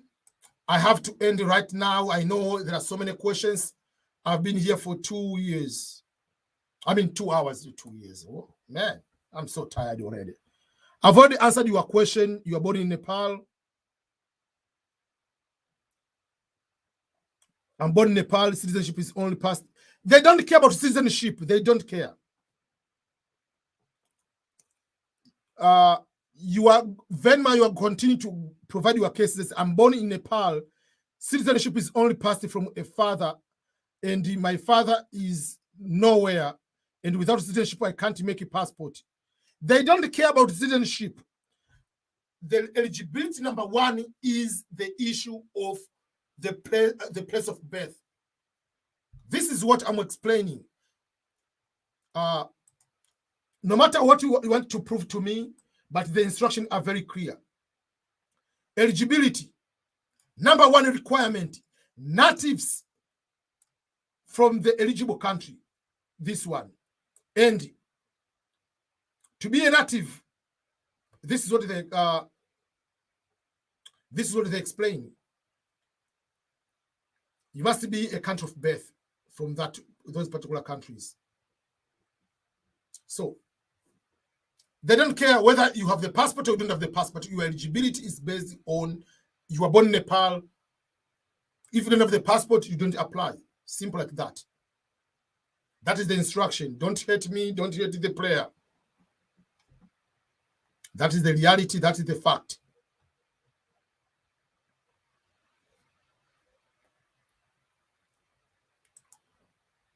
Hello, Mr. EBM. Hello, Mr. EBM. I want to ask, my passport name are totally different from the name from the documents. What documents are you talking about? Two things must match. Number one, passport names must match the birth certificate. Do those two things match? If yes, you are good. The school documents might have different names. Go and have the affidavit from the legal affidavit from the lawyer to explain that these names are the same person.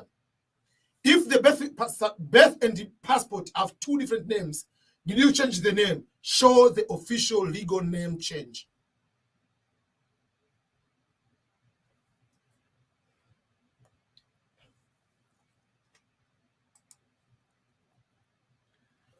How do I retrieve my confirmation number? I know there are some people who have lost the confirmation number.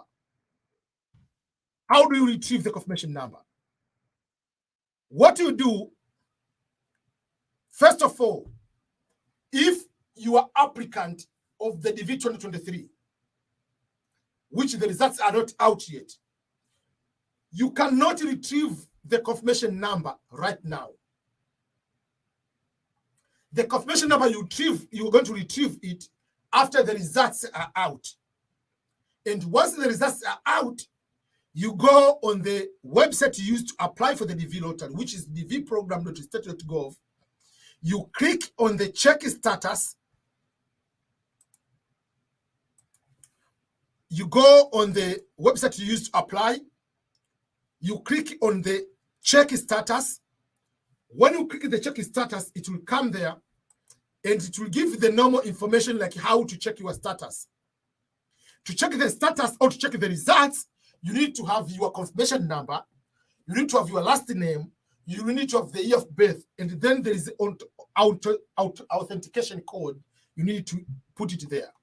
But if you have forgotten or you have lost the confirmation number, the place where I say write the confirmation number, click the word forgot confirmation number. It will give you the DV here. So in this case, let's say if you are DV 2022 applicant, you'll be able to select that one. If you are DV 2023 applicant, you have to wait until the results are out first. Then it will give the option to select the year of that DV year. Then you'll put your last name, and the last name now it has to be exactly spelling as the day you used to apply. First name as you used to apply. If you put a wrong spelling on the application date, you have to put the same wrong spelling. If you have the middle name and you put it there, put the date of birth from month, date, and year exactly as they appear on the application. And you put the exactly email address you used to apply when you use the email. And then put the code, the characters you're given. If you click submit, it will give you the confirmation number, and the confirmation number will be able to be sent to your email. But before the results, you cannot be able to retrieve the confirmation number. That's how you'll be able to retrieve the confirmation number. And usually tell people, once you apply the DV lottery, take a picture of screenshot. Take that picture, send it to yourself. Take the picture, send it to your email. Send it to your WhatsApp. That means if anything happens, you will still have the confirmation number. That's what I want to explain to you.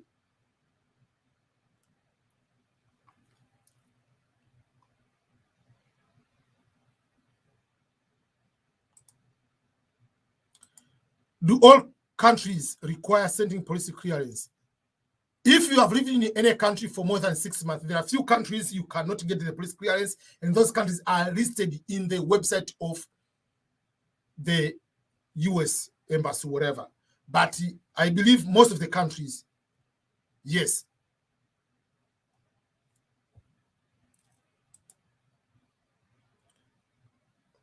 Vimna say, IBM, I will go with your advice. Thank you. And I'm sorry for what happened to you, but that is the reality. I don't want to be the bad guy, but I have to give the information. Yeah.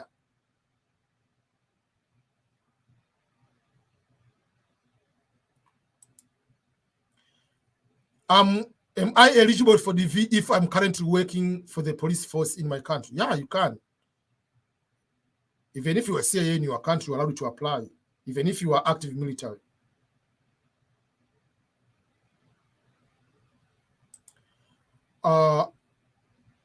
Global Higher Canada Immigration, tell me about that. I do not know that one. Sorry. Okay.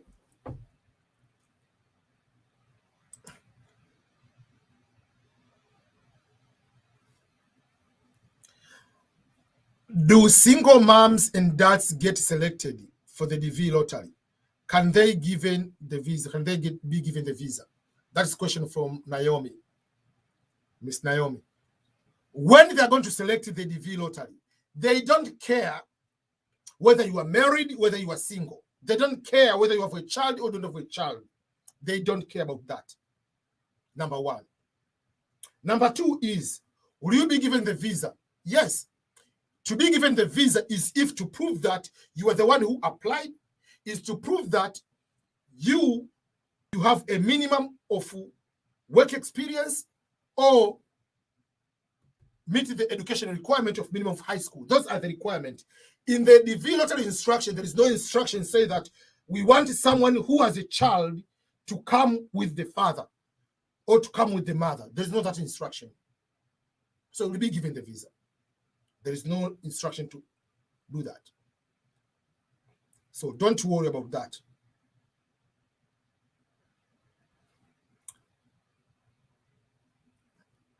I've already answered this question, Raymond. I've already answered that one. You must have the actual card. I explained on the day of the maps, all those kind of things. So I don't know why you were asking again.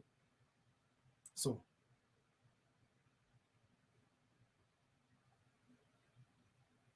I've already answered this question. I don't know, maybe you didn't hear, but I've already answered that one. It will be, you're African, no matter where you are. The visa bulletin will continue to say AF. Whether you are doing interview in Europe, whether you are doing interview in America, you don't change your country of birth.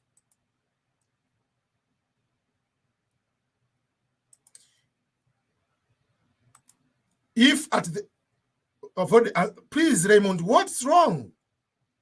Okay, I have to go before you get upset. Because this is making me upset now. Because I've answered these questions and someone is going to do over and over. If at the time of registration, yesterday my last education was high school. Now I have graduated from a bachelor degree. Will not be the problem. On the DS 260, you put the level of education.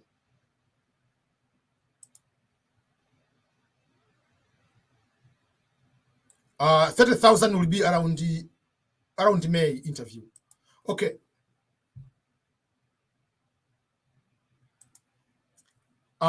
Will they give me the visa? I'm a soccer coach and the scout, and what can I add in the work experience?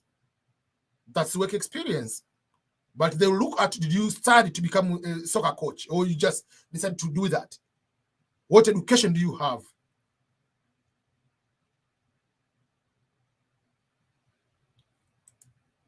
When do we have to get a sponsor, before or after the interview? There is no sponsor for Green Card Lottery. There is a host address where you go to stay. There is no sponsor. There is no requirement for sponsor. This is not a family, and the person who is sponsor is the employer or a family giving you a green card.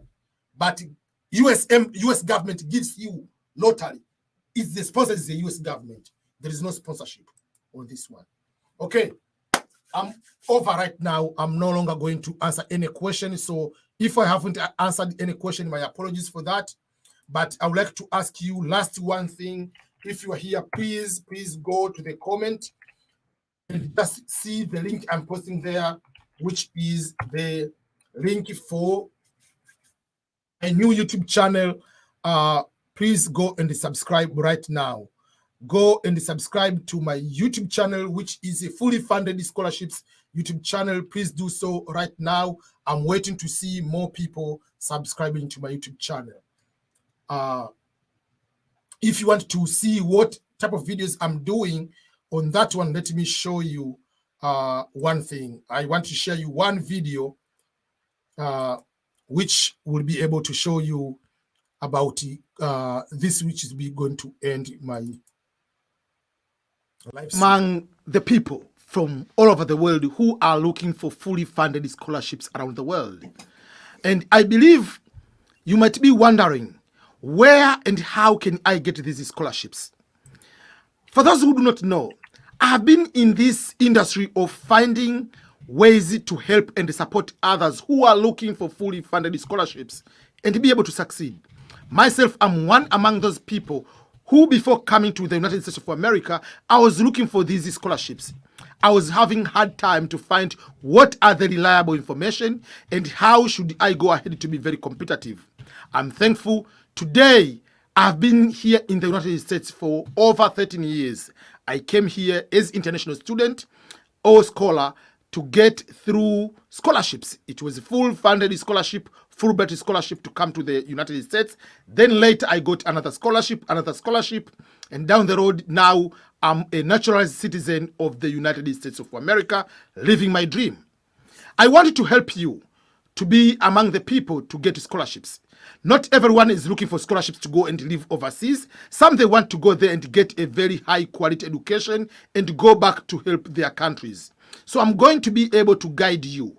Through that way, I've decided to open a brand new YouTube channel. And this YouTube channel is dedicating itself only exclusive to give information about fully funded scholarships.